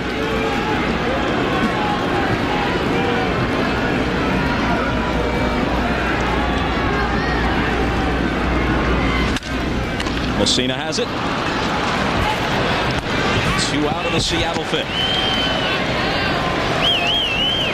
Next Wednesday, folks, it's the series premiere of Working. I'm very happy to be here, Mr. Deal. Oh, please call me Tim. Nobody around here pulls any power trips. Have a seat in the little chair.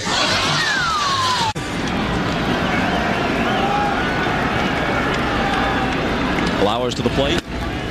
Swings and misses for strike 1 with 2 out and nobody on in the bottom half of the 5th. 5-1 Baltimore, 5-7-0 for the Orioles, 1-3-1 for the Mariners.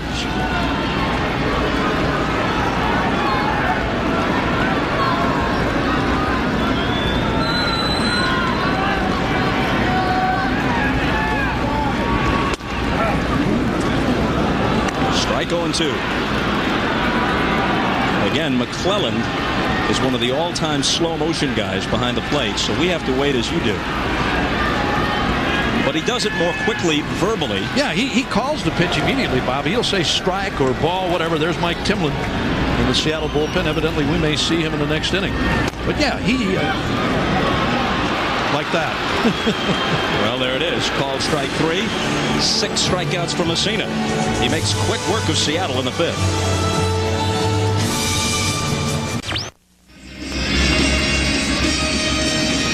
Johnson is finished for the night. Mike Timlin comes out of the bullpen. Johnson threw 99 pitches in 5 innings, and the thinking here is pretty clear. If they're behind 2-1 when the 4th game arrives, Lou Piniella might very well use him in Baltimore in Game 4. And it makes a lot of sense to save your other left-handers as well, Bob. Since the game is 5-1, you're making sort of a concession, but not completely.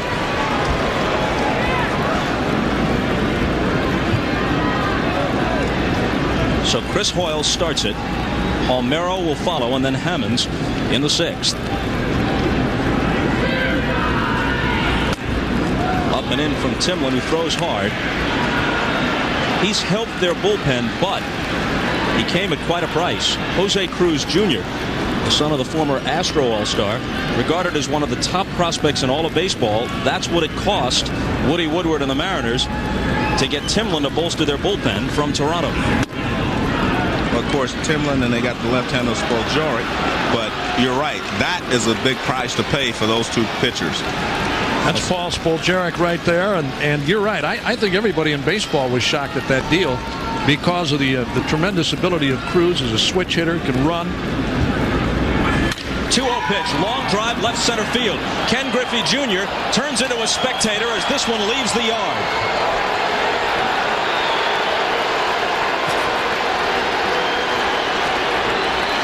A rude how do you do for Timlin as Hoyles takes him deep. And again, a 2-0 pitch. This time from Timlin. Johnson walked 4 tonight, 3 scored, and it shows you what happens almost every time you pitch from behind. All the advantage to the hitter. Here's a fastball right down the pipe, and Hoyles hit it out of here.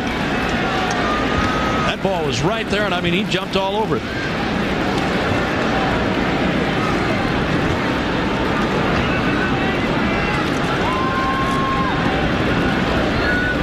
Palmeiro does get to take his hacks after all. He actually was put in more for defense than to even get any at-bats. Oh, sure. After a 5-1 lead, you go for defense, but obviously you want him to hit as well. But that was a defensive substitution more than anything else. And he hits it well. Into the gap in right center. Griffey and Buhner, it splits them. Short hops the wall, and Palmeiro has a double.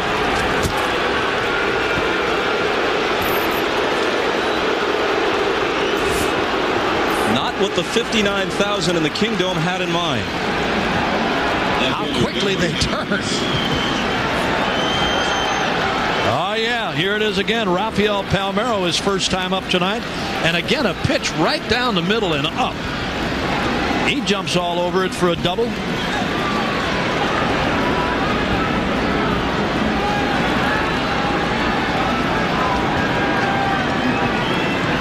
Somewhere in the back of Palmeiro's mind, he's saying, I could have done that to Johnson, too.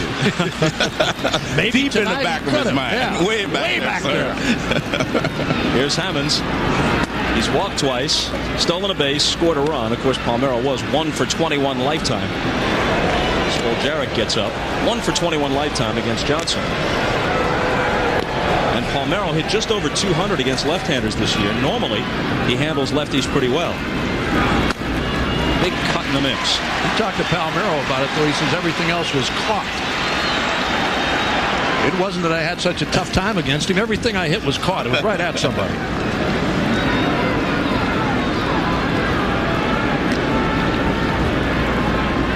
I think 1 for 21 is a streak anyway. 1 for 24. Not all bad, is it? I'll take that anytime. You know, you just want to maintain. That's what I'm saying. 1 for 21, yeah. Helps you maintain. What's wrong with that? Right off his foot. That's that good sinker. When Timlin gets the ball down, he has a good sinker. The two pitches that have been hit hard this inning were fastballs up a little bit, and they were straight. Palmeiro at second with nobody out. And this one will make the seats. Timlin was on the mound for Toronto when they closed out the World Series win over the Atlanta Braves in Atlanta in 1992. He fielded the drag bunt by Otis Nixon in extra innings with the potential tying run at third and threw him out to Joe Carter at first base. First ever Canadian World Championship. So he owns a piece of history. And now he owns his first strikeout. You can see the difference in the pitches. Now watch how this ball really tails in. Look at that ball's really moving towards Hammonds, and that movement on the pitch is what caused him to miss it. The pitches he threw to Palmeiro and the Hoyles were straight fastballs. That one has a lot of movement on it.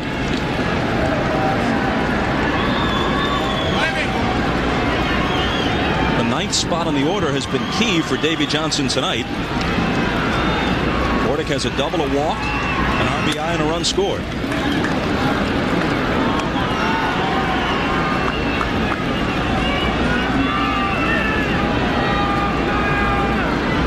When he arrived, it meant that Cal Ripken moved from short to third, which around Baltimore is something akin to moving the Eiffel Tower from Paris to Versailles.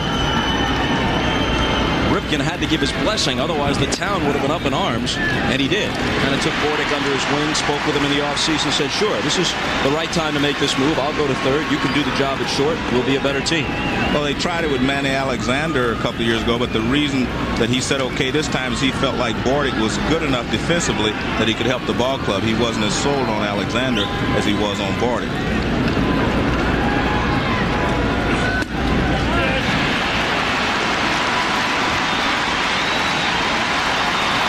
Timlin gets ahead of him 1-2.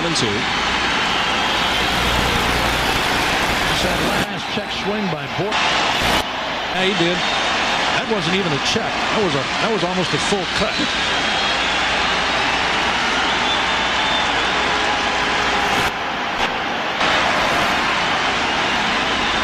One out, one on, and one in the sixth. Down and away. For one of the few times tonight, this crowd has got something to holler about here with 2 strikes on a hitter, down 6-1, and the crowd has certainly been taken out of the game up until this point. But the Seattle Mariners know that they can score 6 runs in this ball. Oh yeah.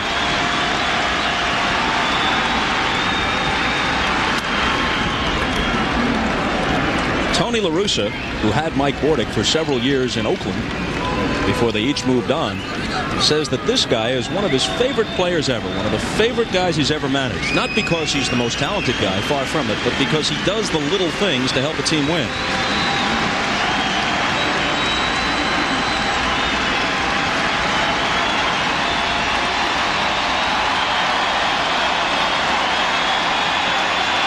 Again on 2-2. Up the middle, Cora can't get it. Palmeiro comes steaming home. No throw from Griffey. 7-1 Baltimore. Big night for Bordick. 2 for 2 with a walk. 2 runs knocked in. Center fielder, Freddie Anderson.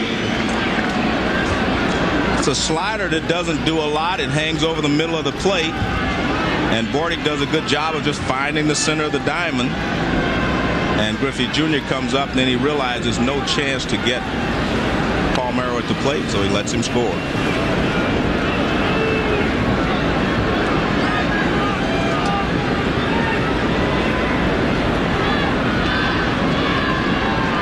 Anderson 2 for 3. Pair of singles, stolen base. Takes a ball. Yes, Seattle has come from behind a number of times this year, from big deficits like this one. But remember, they're facing Mussina and a very deep bullpen. Blew fewer leads than any team in either league. And the best closer in all of baseball is Randy Myers.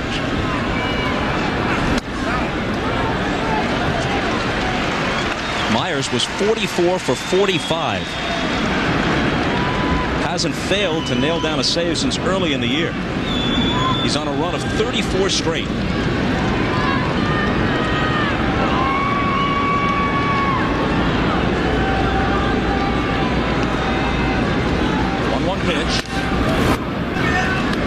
someday in the next century, some kid is going to be leafing through the baseball encyclopedia and see one of the strangest graphs next to Brady Anderson's name when it comes to home runs.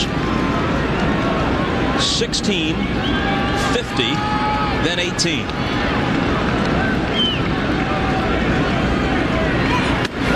Of all the guys in baseball history who've had a 50 home run season, he might be the least likely. Well, the one thing about him is that he's had a broken rib this year, and it's hindered his power a little bit. He's played with a lot of injuries this season, but he never wanted out of the lineup. And he is an excellent player to have in your ball club, excellent leadoff man. And I think he's been the key to this ball game tonight. Even though Bordick has driven in runs, Brady Anderson, being left-handed, has done the job. Full count to him. First time up against Johnson, Joey took the first pitch and hit a bullet to second. And then from there on, picked up a couple of base hits. You know, we watched this guy in the All-Star game a couple of years now in the home run hitting contest.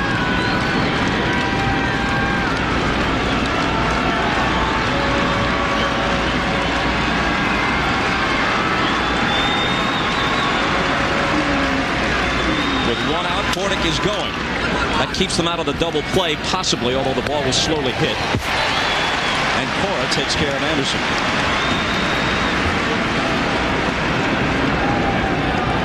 You know, we talked earlier tonight about Anderson and his 50 and the amount of home runs that have been hit this year. And last year, the talk was about the ball being juiced. And I still think to a certain point, the ball travels a little bit further than it normally used to.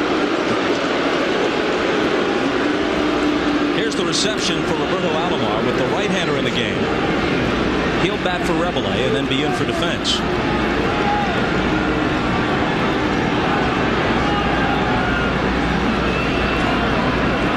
First base open. They'll walk him intentionally. Well, he's been exceptionally hot lately. He's 35 for his last 70. I mean, he's been swinging the bat very well. So they've decided they do not want to pitch to him in this situation, even though the score is 7-1.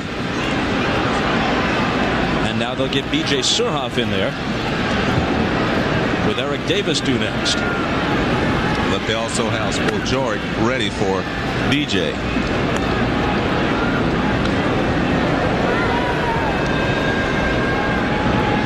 So with a 7-1 lead, they've got their infield intact. Once the Mariners come up in the bottom of the 6th, Alomar will take his Gold Glove. He's won 6 of them, out to second, and Palmeiro came in the last inning at first. Your attention, please. Batting for Eric Davis, number 17, B.J. Surhoff. Surhoff off the bench, Spoljoric out of the bullpen, and we'll step aside for just a moment.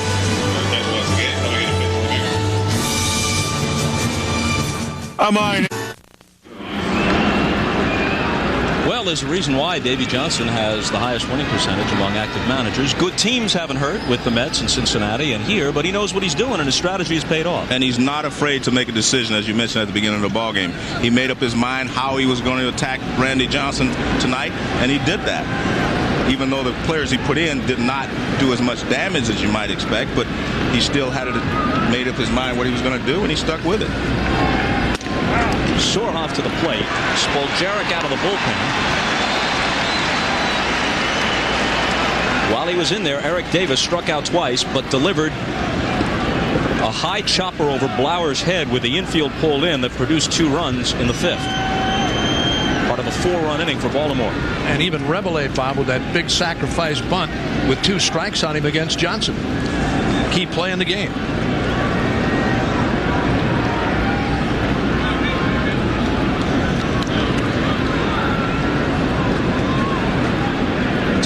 It's Erickson against Jamie Moyer.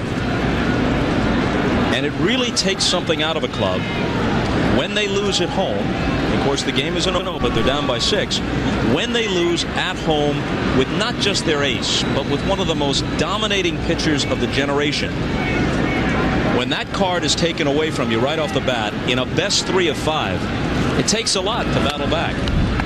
Well, you talked earlier about the team with the best record, talking about the Baltimore Orioles, more so being punished by opening up on the road. I mean, there's no reward for having the best record. You come in here and against Randy Johnson and a great crowd here at the Kingdome, you may come out a winner in this game. The 0-2 pitch to Surhoff.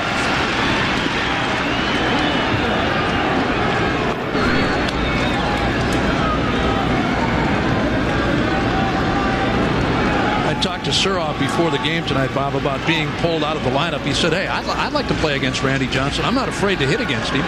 He's got a couple of base hits in 12 trips, but he's faced Johnson before. The one thing about Surhoff, in difference to somebody else who may go up there and try to pull, BJ's a guy who hits the ball the other way a lot of times, and especially against left-handed pitching, unless you really hang something. Bordick is at second, Alomar at first. Surhoff has waited long enough.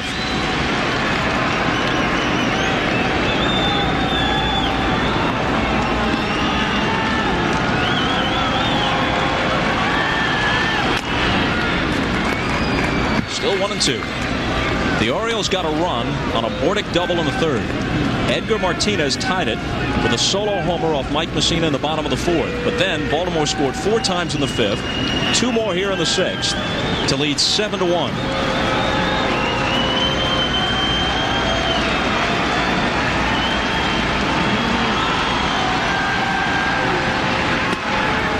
Two and two. They check at third. Greg Costa says no, he didn't go around.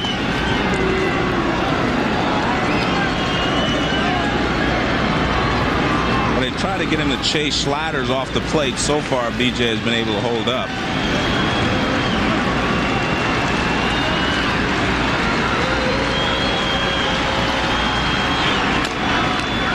And another tap foul. B.J. Surhoff was part of that 1984 Olympic baseball team. One of the great amateur teams ever put together by any country. Will Clark, Barry Larkin, Mark McGuire, Randy Johnson, and B.J. Surhoff all on that team. Well, he had a solid start in his career with the Brewers. Bob, he was really a valuable player. He played the outfield. He could catch. He played at third base. I mean, he did everything they asked, and winds up here in Baltimore. Full count.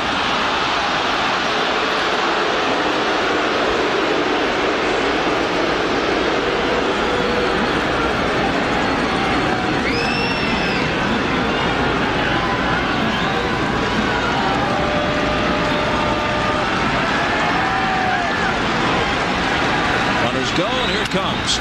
Ripped by the diving Sorrento and into the corner as the Orioles pour it on. Bordick scores. Alomar waved home. A double for Surhoff. It's 9-1.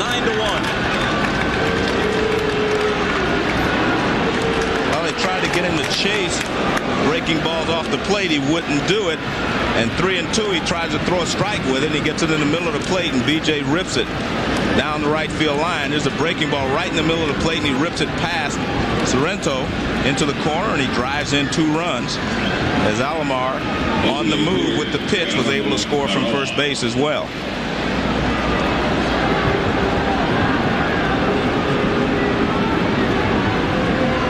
Baroa homered his last time up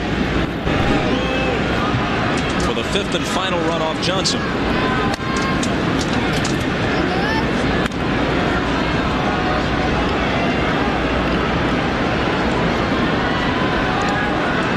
Book is closed on Timlin, and it's a horror story. 2/3 of an inning, 4 runs charged to him. Well, both Timlin and Spoljaric are they're the new additions to this bullpen, and tonight they have not been able to do the job.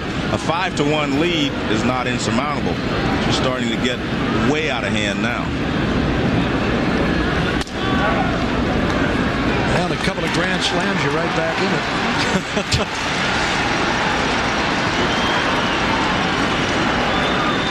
One way to look at it. That's the quick way.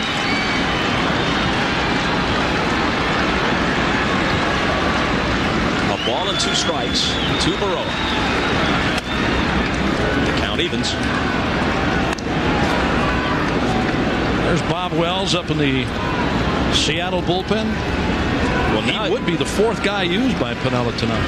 Now you just begin to think, if you're going to change pitchers, who am I least likely to use in the next couple of games and save the arms of the guys who could be crucial?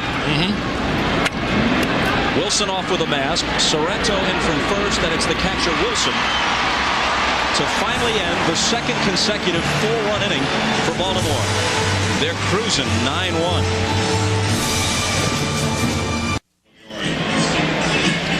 Robbie Alomar in at second. Listen to the conversation between him and first base coach John Stearns after Alomar got an intentional walk in the top half of the inning. They would have take care. Let me ask you this: who's a better pure hitter, you or Tony Gwynn? Well, I'm second to Tony Gwynn. I'd like to see you and him go at it together. Well, there may not be a better pure hitter than the 8-time batting titleist Tony Gwynn, but Alomar hit .333 this year. He's in at second. Surhoff stays in the game. He plays left. Eric Davis is out. Jeffrey Hammonds moves from left to right in the Oriole outfield. Top of the order in the bottom of the sixth, and Joey Cora swings on the first one and may have conked Hoyles on the head with the backswing. Hoyles is down behind the plate, and Ripken comes in to make the catch.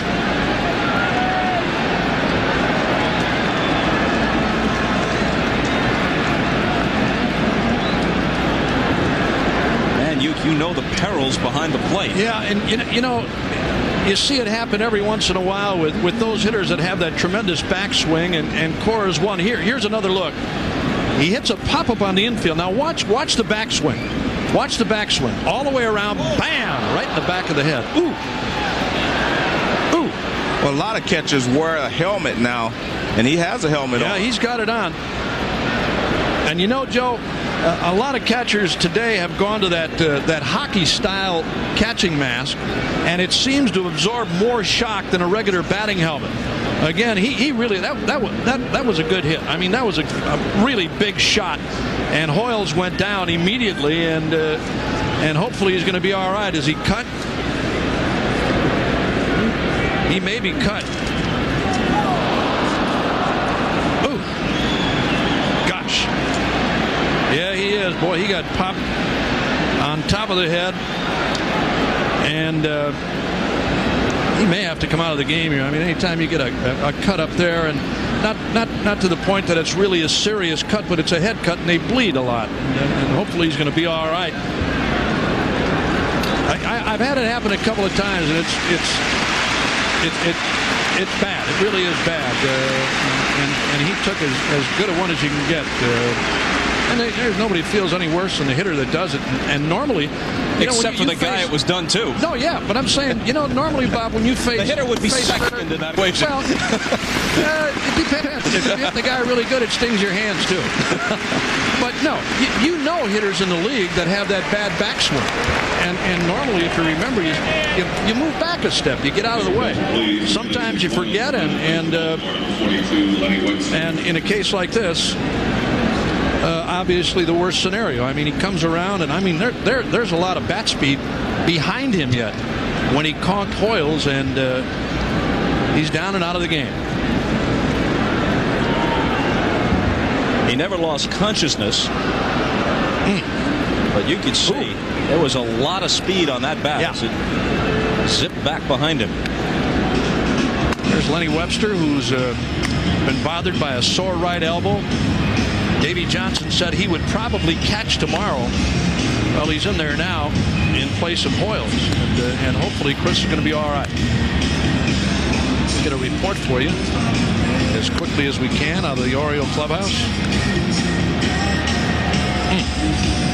Meanwhile, other than the concern over Hoyles, Davey Johnson has to feel pretty good. His team, after posting 98 victories, seemed to get a bad draw to have to come to Seattle and face Randy Johnson, certainly in the first game, maybe in the fourth or fifth game. But it appears that they'll jump out 1-0 in the best 3 of 5. And in theory, when you start on the road, you'd like to split, at least gain a split before you go back home. Of course, now they'll be thinking sweep if they can hold on to this lead. Roberto Kelly to the plate. He's doubled and flied to center. The one thing about Seattle, with the power they have, they can come back very quickly. You need a lot of power in your lineup to be able to make up an 8 or 9 run deficit. It's 8 runs right now, and they can make that up when you do have some power in your lineup. A ball and a strike. 4 of the 8 position players are different than those who started the game, with Alomar, Palmeiro, Surhoff, and now Webster in action. Well, you can't do it much better than Mussina's done it tonight. He gave up the 1 run on the home run to Martinez, but other than that, he's allowed only 2 other hits and has struck out 6. This is a very different Baltimore team from just a year ago. Last year, the Orioles' team ERA was over 5. This year, it's under 4. They have allowed 222 fewer runs than a year ago, while scoring 137 less themselves, with guys like Bobby Bonilla removed from their lineup and Brady Anderson coming back down to earth from the 50 home runs. Kelly strikes out. So this is a different team than the one that won the wild card a year ago. Let's go to Jim Gray in the stands. All right, Bob, Chris Hoyles right now is back in the Oriole locker room. He sustained a bad cut right above his head in this area right here. He's going to be stitched up. He's not unconscious. He is conscious. He's a little bit woozy. I'm told by the training staff and the doctors that he's going to be okay. He will be stitched up, and they don't expect any permanent or definite damage. Bob? Jim, thanks for the report.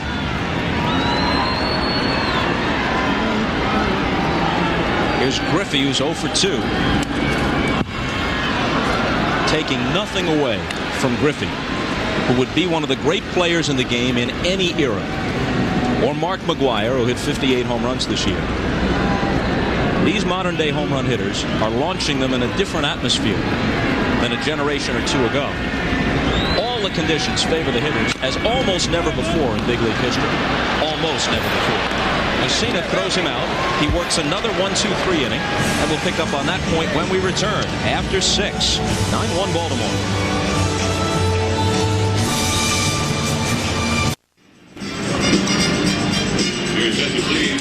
Finishing up that point we were making before the commercial. In 1961, the year of Maris and Mantle, the Yankees set the all-time record for team home runs in a season at 240. No one else hit more than 189. And the record stood from 1961 until last year, when the Orioles hit 257, and the Mariners also would have broken it at 245. Then this year, Seattle hits 264. Several other clubs at or around 200 home runs. Last year, more home runs were hit in the majors overall than any other year in big league history. And this year, the second highest total. So it isn't just Griffey and McGwire and Walker. It's all over baseball. With the smaller strike zone, with the perhaps diluted pitching and another expansion coming, with the mound lower than it was when your career first began, with more new homer-friendly ballparks being built, replacing the multi-purpose stadiums. It's a home run hitter's heaven these days. Right. A ball and a strike to Ripken. You know, and just think it's going to get a little worse because the pitching, you know, they're going to have expansion again, and maybe the pitching is going to be diluted one more time. 30-year-old Bob Wells out of Yakima, Washington comes on. Used mostly as a long man by Lou Piniella. You have all these guys today, Joe, too, who are in the weight rooms constantly, and there aren't many guys today in the game who are really small anymore. You know, I mean, despite the fact that they may not be tall, they're put together by pumping all the time. After the game, before the game, it's a constant thing. I think Costas' point, though, is that maybe we will see a home run record broken in the next year or so. Here's Cora, and Ripken is now 2 for 4. Well, Lou Piniella said, with another expansion coming, it's going to fall. Roger Maris's record has stood longer than Babe Ruth's did before Maris broke it. But you wonder if it can withstand the assault of modern-day home run hitters hitting under these optimum conditions. Might as well ask this. Is the ball juiced? You want me to answer that? Yeah, that's why I asked. I felt the ball has been harder and goes a little farther for the last 3 or 4 years. I did too. It's not just something that happened this year. And I talk to pitchers who feel the ball and they think it's harder. They say that, you know, you can't move the hard side anymore. Or makes you kind of jealous. It does me. A ball and a strike to Lenny Webster, pressed into service. Chris Hoiles got whacked in the back of the head on the backswing from Joey Cora, and he whistles one into center for a hit. Hoiles had homered his last at-bat before leaving the game. One down now. Sunday, an NFL doubleheader on NBC. We start at noon Eastern time. There's the gang of the NFL on NBC. Then in Game 1, the ageless Marcus Allen, and he truly is amazing, taking on Dan Marino and the Dolphins. There are the other early games. And then in Game 2, some of you will see Stan Humphries and the Chargers going against Jeff George and the Raiders, or regional action. Check your local listings, as you know, for the games in your area, beginning at noon Eastern time with the pregame show. I'll be there. Big day for Jeff George last week, boy. Woo.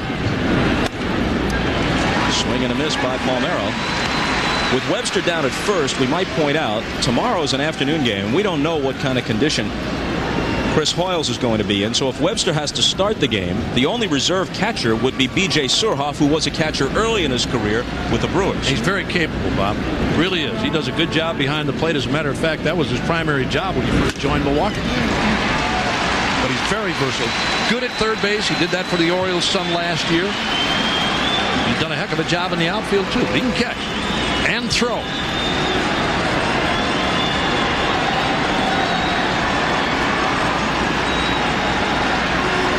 You know what he's asking him? You bring your shin guards? Yeah, I got him. Up and into Palmeiro, a ball and 2 strikes. He doubled in his only at-bat. Just in the corner of your screen, that's Ray Miller, one of the most respected pitching coaches in the game.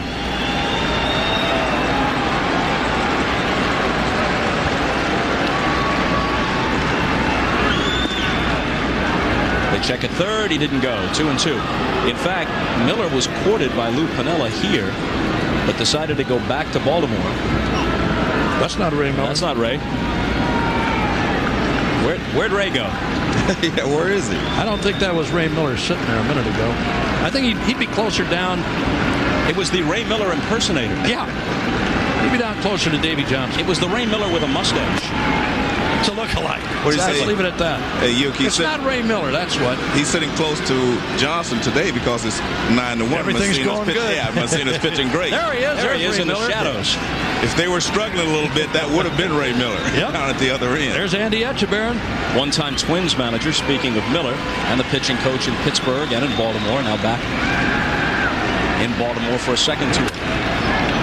This one is deep to center. Back goes Griffey. Track and makes the catch. Over his shoulder. And Webster retreats to first with 2 out now. You know, if there's a more graceful center fielder in the game, I haven't seen him. You know this ball is in the ballpark as soon as it's hit by Griffey's initial reaction. I mean, he knows he can make a play on this ball. As soon as that ball was hit, he knew it was in the park. The more you see him and you watch him make those kinds of plays, you can tell, I mean, calling a game, this is in the ballpark. Makes everything look so easy. Hammonds has walked twice and struck out. Started the game in left.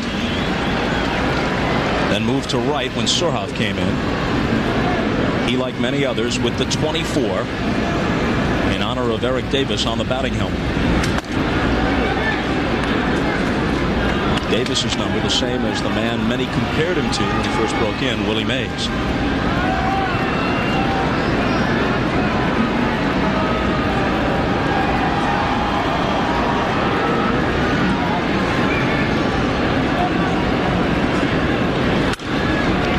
A little pop,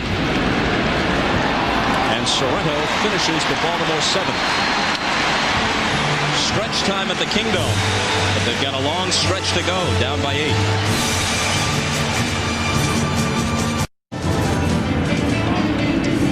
Welcome back to the Kingdome. I'm Jim Craig. Chris Hoiles, the Orioles catcher, has sustained a cut above his head.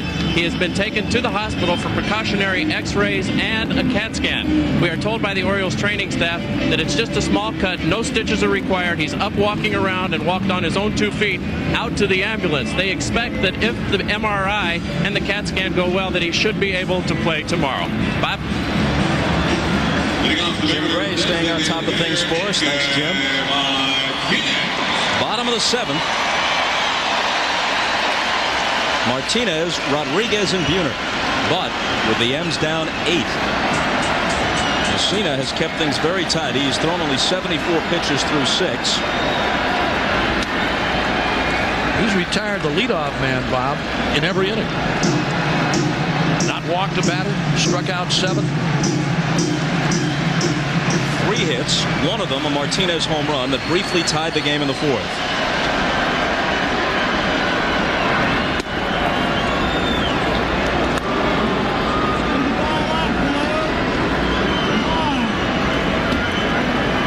An atypical Randy Johnson line. Walks exceeding the strikeouts. 7 hits in 5 innings. A pop on the infield or into shallow right. And coming in to make the play is Hammonds. 7 times tonight. Mussina has retired the leadoff man. Made a good pitch that time on Rodriguez. Looked like, I should say, Martinez, an inside fastball. Jammed him a little bit, that little fly ball to right.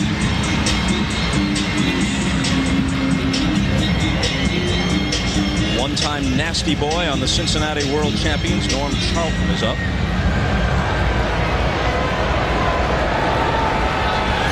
Charlton began the year thought of as the Mariner closer, but he's relinquished that distinction. You know, going back to spring training, Bob, and watching Seattle in Arizona this spring, Charlton had problems from spring training on. I mean, he got hit very hard this spring, and it's lasted throughout the season. ERA over 7.5. And he, matter of fact, states that he's the reason that they had to trade Jose Cruz Jr. to get some help for the bullpen. He's a little less nasty now than he used to be, but he's been a good pitcher for the Mariners here for the last 3 or 4 years.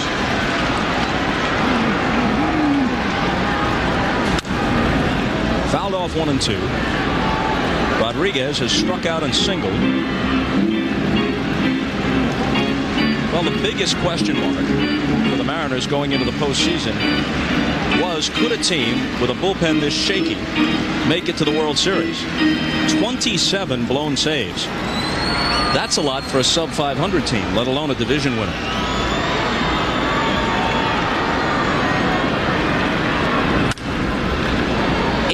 Ninth-inning leads relinquished. In contrast to the Orioles, who coughed it up when leading after 8 only once.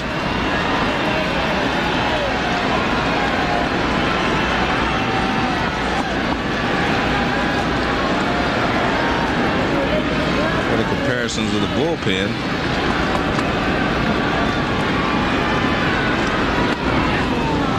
and Rodriguez goes down on strikes. That's the 8th strikeout from Mussina.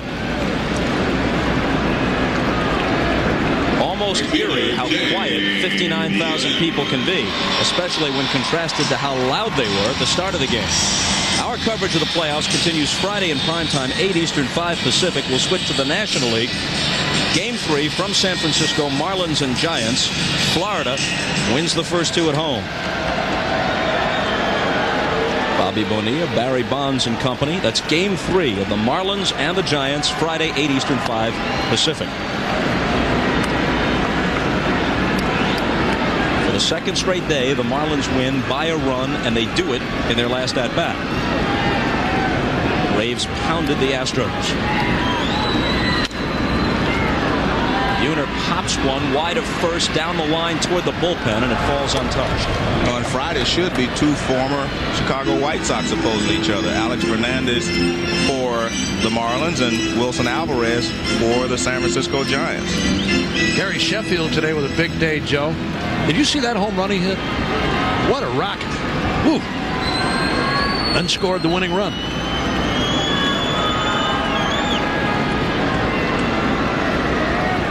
Two outs, nobody on.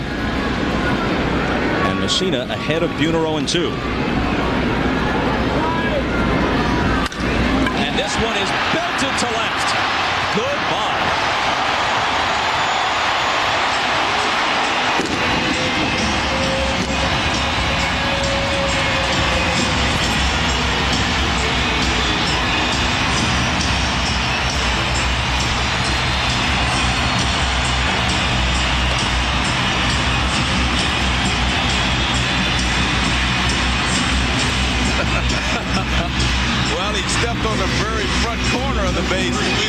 plate coming in, and he thought he better make sure.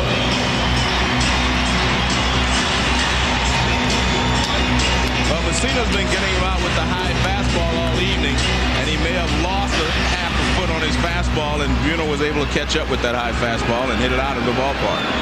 You know, he strikes him out the first 2 times. Now comes up and hits a home run. His expression never changes. Strikeout or home run, it's always the same. Mussina had retired 9 in a row before this blast. High fastball, but this one doesn't have as much on it. And right there, you see Buhner knows it's going deep.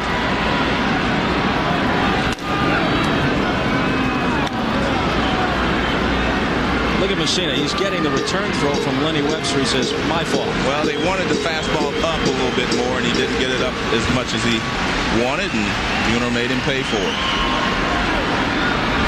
He's got some fouls to take anyway. More than a little breathing room. Up 9-2 now. 2 of the 4 Seattle hits, solo homers. Martinez and Buhner have connected.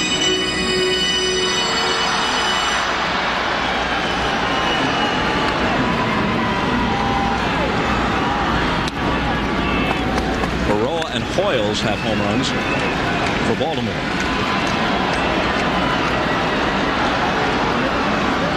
Two and 2 to Sorrento with 31 this year. In right center field, Anderson turns and watches this one hit off the 380 sign. Sorrento sprinting for second. Might have thought he had the home run.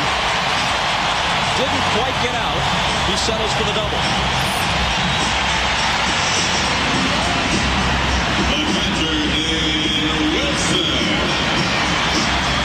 Even though the score is 9-2, it's important for the Mariners to show some offense in this ball game, and they're starting to do that now. That was a breaking ball that Sorrento hits off of the wall. Brady Anderson plays it into a double. But it's important because if Mussina was to shut them down completely, then they would have to start all over again tomorrow trying to reestablish themselves as an offensive force. But if they can throw some runs up here now, they'll feel better about themselves going into tomorrow's ball game. That is, if they don't score 7 more. Wilson to the plate. I'm surprised that Davey Johnson doesn't have somebody up in the bullpen. Not so much the fact that Mussina's in any kind of trouble, but they've been off for a couple of days. The bullpen, they've been out here working out, throwing on the side, but just to get somebody up and get somebody ready in case.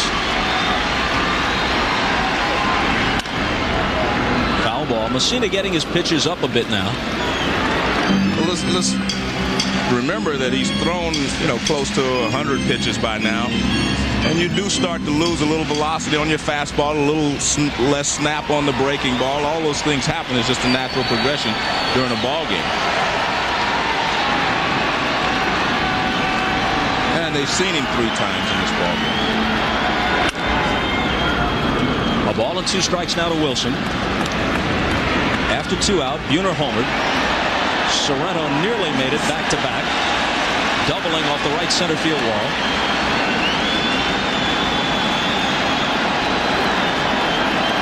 Well, the buzzing you're hearing here is the ball girl down the right field line just took that foul ball and rifled it up in the second deck. What an arm. Very impressive indeed. Mussina has pitched 4 complete games this year.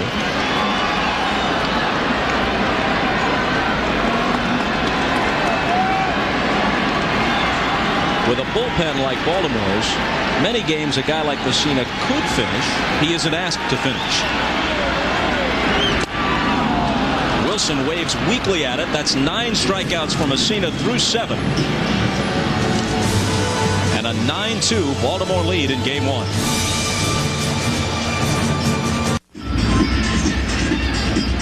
Here's what Uke was talking about a moment ago. The ball girl down the right field line scoops up the foul ball, and I mean Al Kaline or Roberto Clemente would have been proud of this. Rocky Colavito, zip. I'm telling you, man, she fired a seed in there. Now here's one of the folks from the Seattle Ball Club telling her, look, he's either telling her to report to Arizona or quit doing that. See you in April. I don't think he resents the souvenir, but he's saying just flip it underhand. You could bean somebody with one of those rockets. Just hand it in the stand. That's a little dangerous. Bob Wells still on the hill as we go to the 8th, and Bordick, who has a double, a single, and a walk, starts it off. Randy Johnson apparently will lose for the 3rd time this year to Baltimore and be 3-8 against them lifetime, and it will be the 2nd time he's lost head-to-head to Mike Mussina, barring a miracle rally.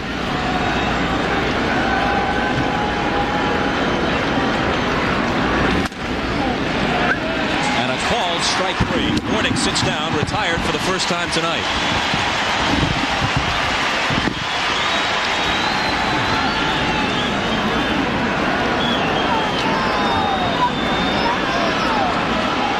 And now Nardi Contreras, the pitching coach, heads to the mound, and Norm Charlton is going to come in, I guess. The boos are not for Wells, they're for Charlton, and we're coming right back. Office of the Commissioner of Baseball, and may not be reproduced or retransmitted in any form without express written consent. Charlton has fallen into disfavor hereabouts. A 3-8 record and an ERA upwards of 7 will do that.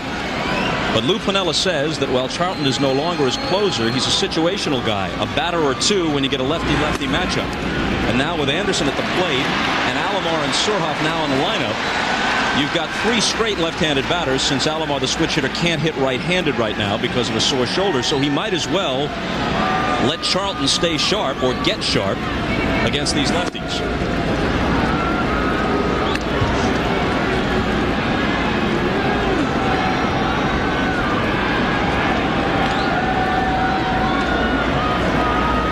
Anderson is 2 for 4. Check down at third. Kosk, nothing doing. 2-1. Well, let's take a look at it and see if Brady Anderson commits. Pretty long swing right there. You know, Norm Charlton a couple of years ago was really unbelievable. There's the Baltimore bullpen. That's Jesse Orozco on the right and Terry Matthews on the left.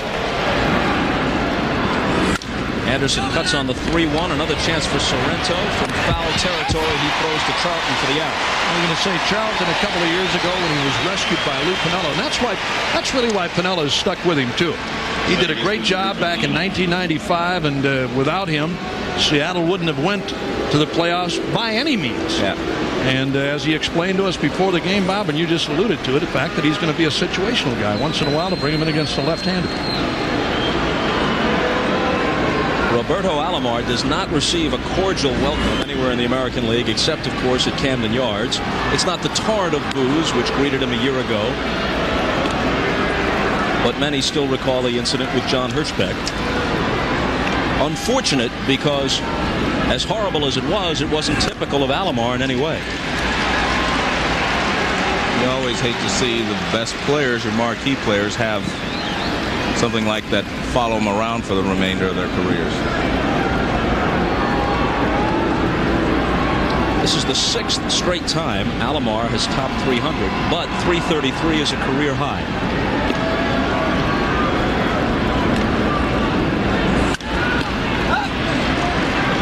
Hopped into shallow right, Cora out, Buhner in, Buhner for the catch. So between Wells and Charlton, the Mariners dispatch the Orioles in order in the 8th.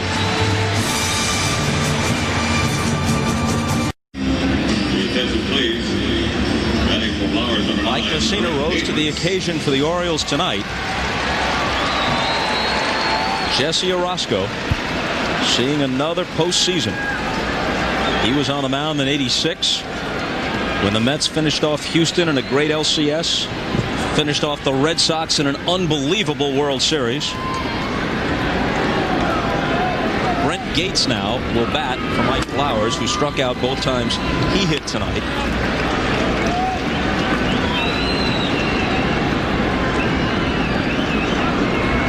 Orozco at age 40 is no longer a closer, but he's very effective spotted against left-handed hitters.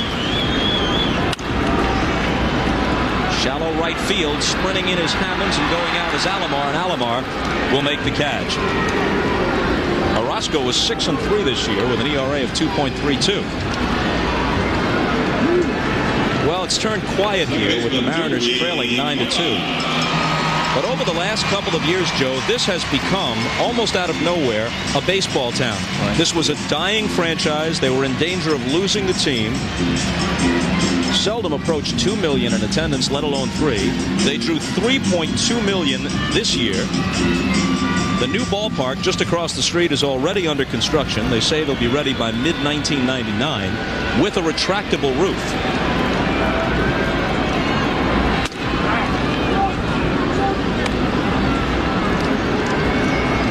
There's the construction site across the way.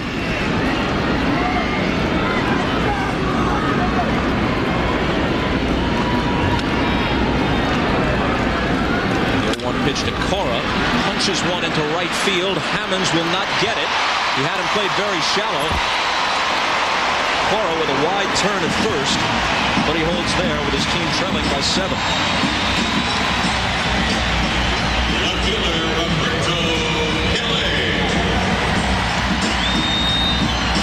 This will give you an idea of what the new ballpark should look like. It will not be a dome stadium in the sense that the Kingdome is, a retractable roof, so when the weather is nice, you'll watch baseball as it should be watched and played. Meanwhile, on this site, they'll implode this place or take the wrecking ball to it. One way or another, it'll be dust, and they will build a new football stadium on this site.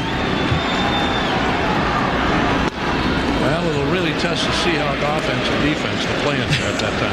I believe they will go to a temporary site. It's just a guess, but that's what I'm thinking. University of Washington. Yep. That's where they'll play. 2 years. Roberto Kelly, doubled, flat out, struck out. 1 out, 1 on, bottom of the 8th.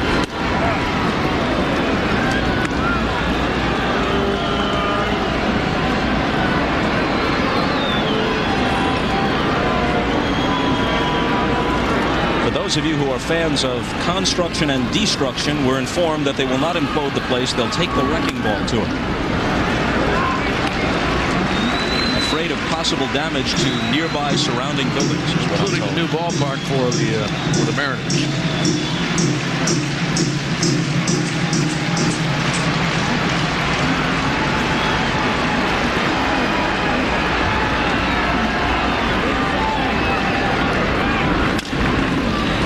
To the short. Stepping on the bag is Bordick, and he throws to Palmeiro to complete the double play. So that finishes Seattle in the 8th.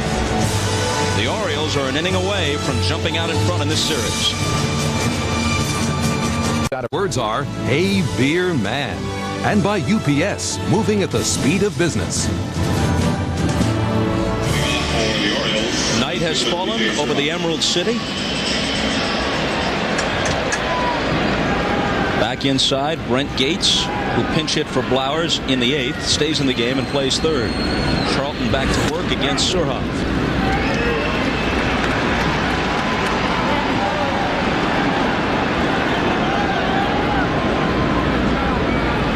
$59,579, a single-game Kingdome record for baseball. Watching in disappointment as the Orioles, with 4 in the 5th and 4 more in the 6th, snap what was a 1-1 tie and lead now 9-2.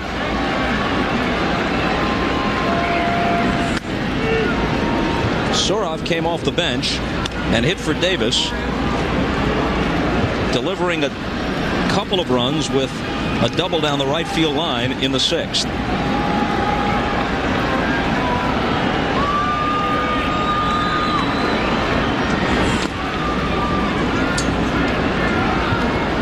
Two.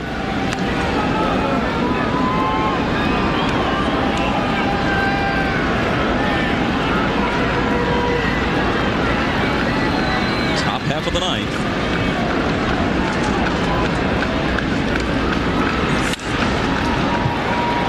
Griffey coming on in center field, and there's the first out. The Mariners go with Jamie Moyer tomorrow in a near must-win situation, barring a ninth-inning rally of enormous proportions here. Designated hitter, Scott Erickson to oppose him for Baltimore.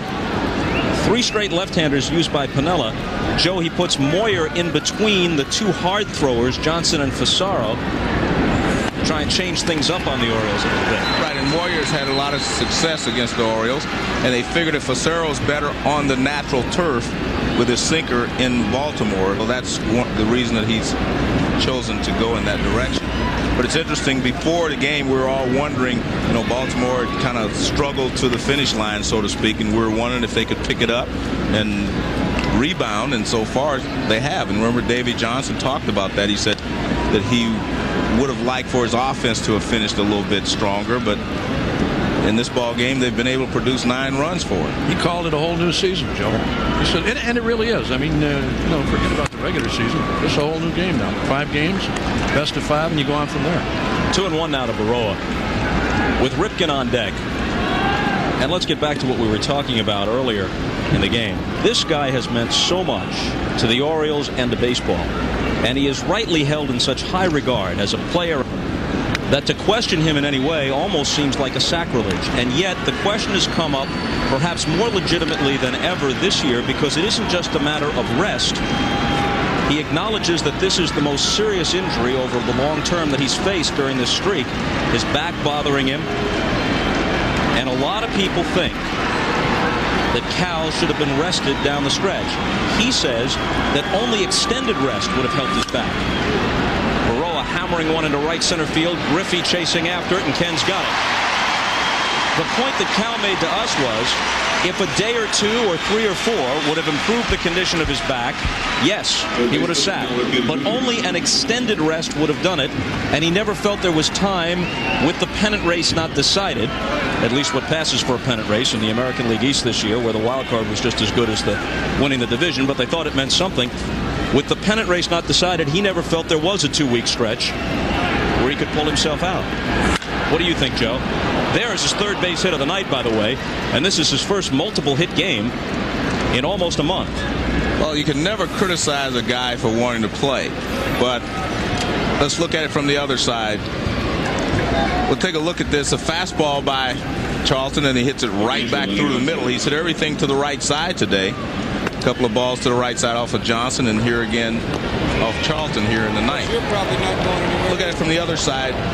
The Mariners, are a young ball club, and they're looking for leadership. Ken Griffey Jr.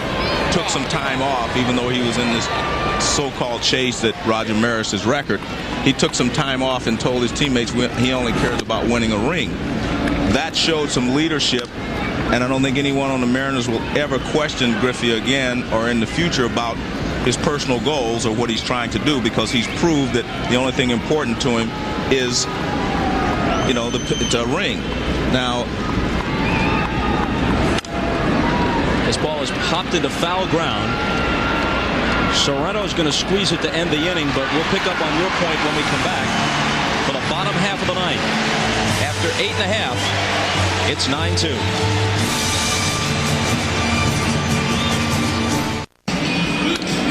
So, Joe, you think that Cal should have been on the bench for at least a few games? Well, the problem is that no matter what he does now, someone's going to question it. I mean, people are going to question whether, he should have gone to the bench or not. He has to make that decision.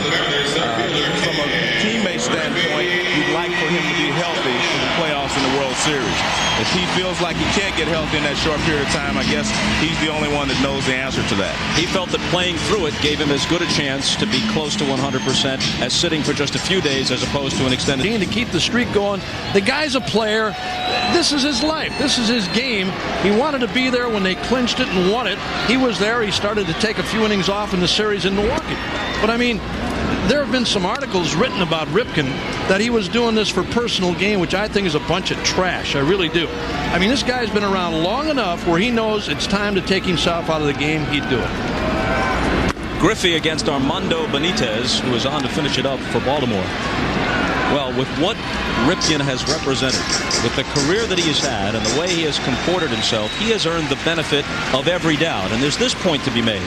If the streak had ended for whatever reason, that would have set off something of a media circus that this late in the season, with the playoffs looming, might have been a bit of a distraction, and that could be an argument as well. Griffey wears an 0 for 4 color in Game 1, striking out to open the ninth. The Chevrolet player of the game is an easy choice tonight. Several Orioles had big hits, but Mussina was the man. Besting Randy Johnson tonight.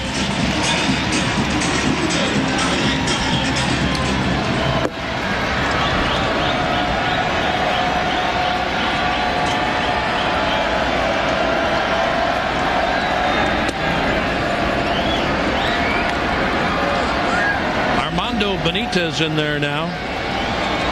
Jesse Orozco is finished for the night. Benitez in there. Very hard thrower.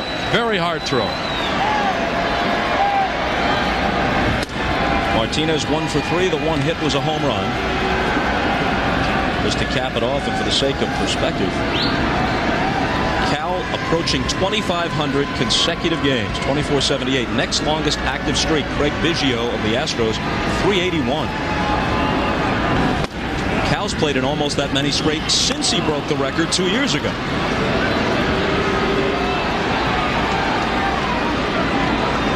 And 3 hits for him tonight. Before the game, he told us he thinks he's about 85%. Certainly better than he was in July and August when it was really bothering him. Bordick backhands and throws.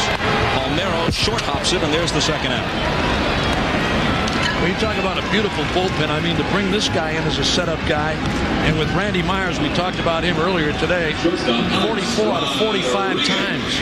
He's been good out of the save department, but Benitez, a very hard thrower, as a setup guy for Randy Myers. Not only him, Mills, Rhodes. I mean, he's got some guys in the bullpen that can bring it. Consistently in the 90s, high 90s. Rodriguez has singled and struck out twice. Well, if there's a positive that the Mariners can take away from this ball game, it is that they will be right back out here tomorrow. They do not have to wait long to get right back out here and play again. No counts. In the air to left center field, and it may not matter for much, but this ball is out of here.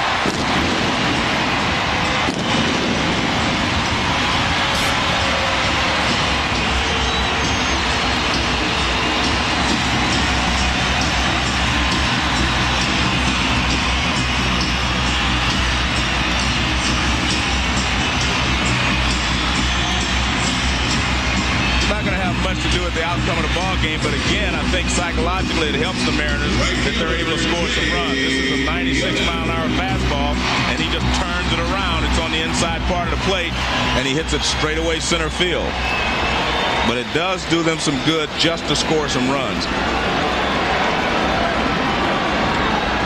3 solo homers for the Mariners tonight. The 4, 5, and 6 slots. Martinez, Rodriguez, and earlier Buhner.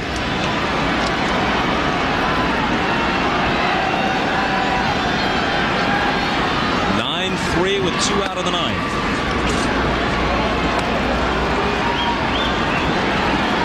I think in talking about the game, Joe, and confidence, I think I'd rather have the win than confidence. Yeah. Well, but I got to be honest.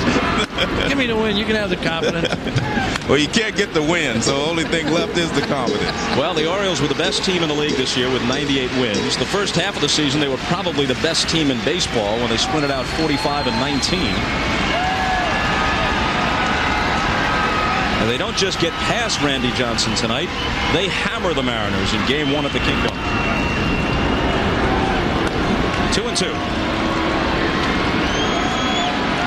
And the thing about the Orioles is that they're just a veteran ball club, and they know what they have to do, and they've gone out and done that tonight.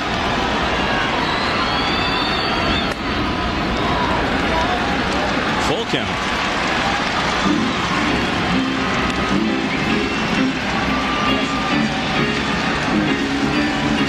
If Buhner prolongs it, Sorrento is on deck.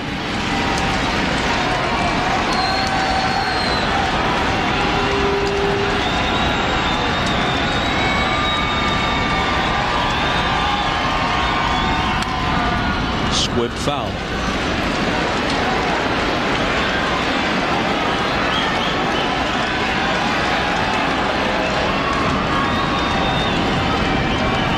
There's Davey. He said he stuck his neck in a chopping block. Well, he can pull it back out clean tonight.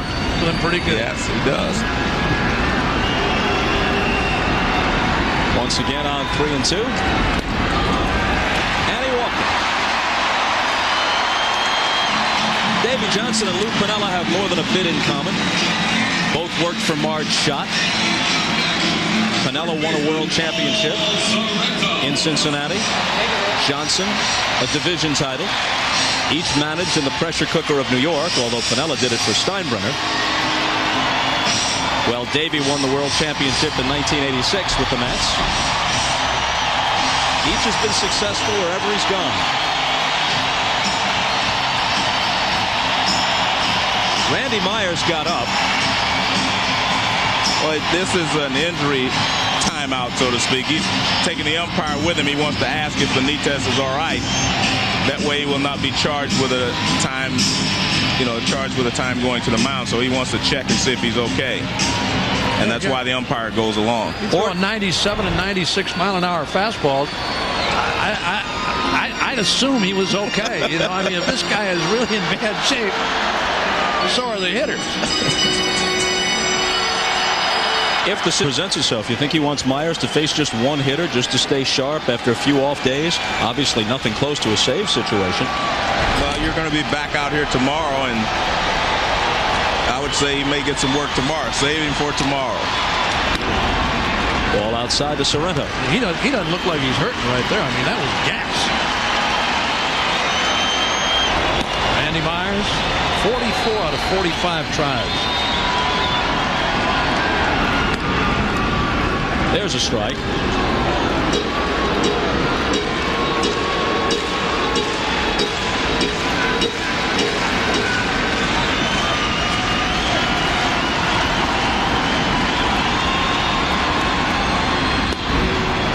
One strike away from game one of the Baltimore Orioles.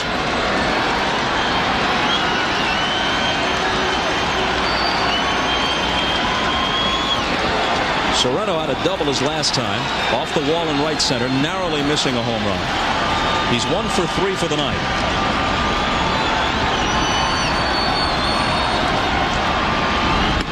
That's it.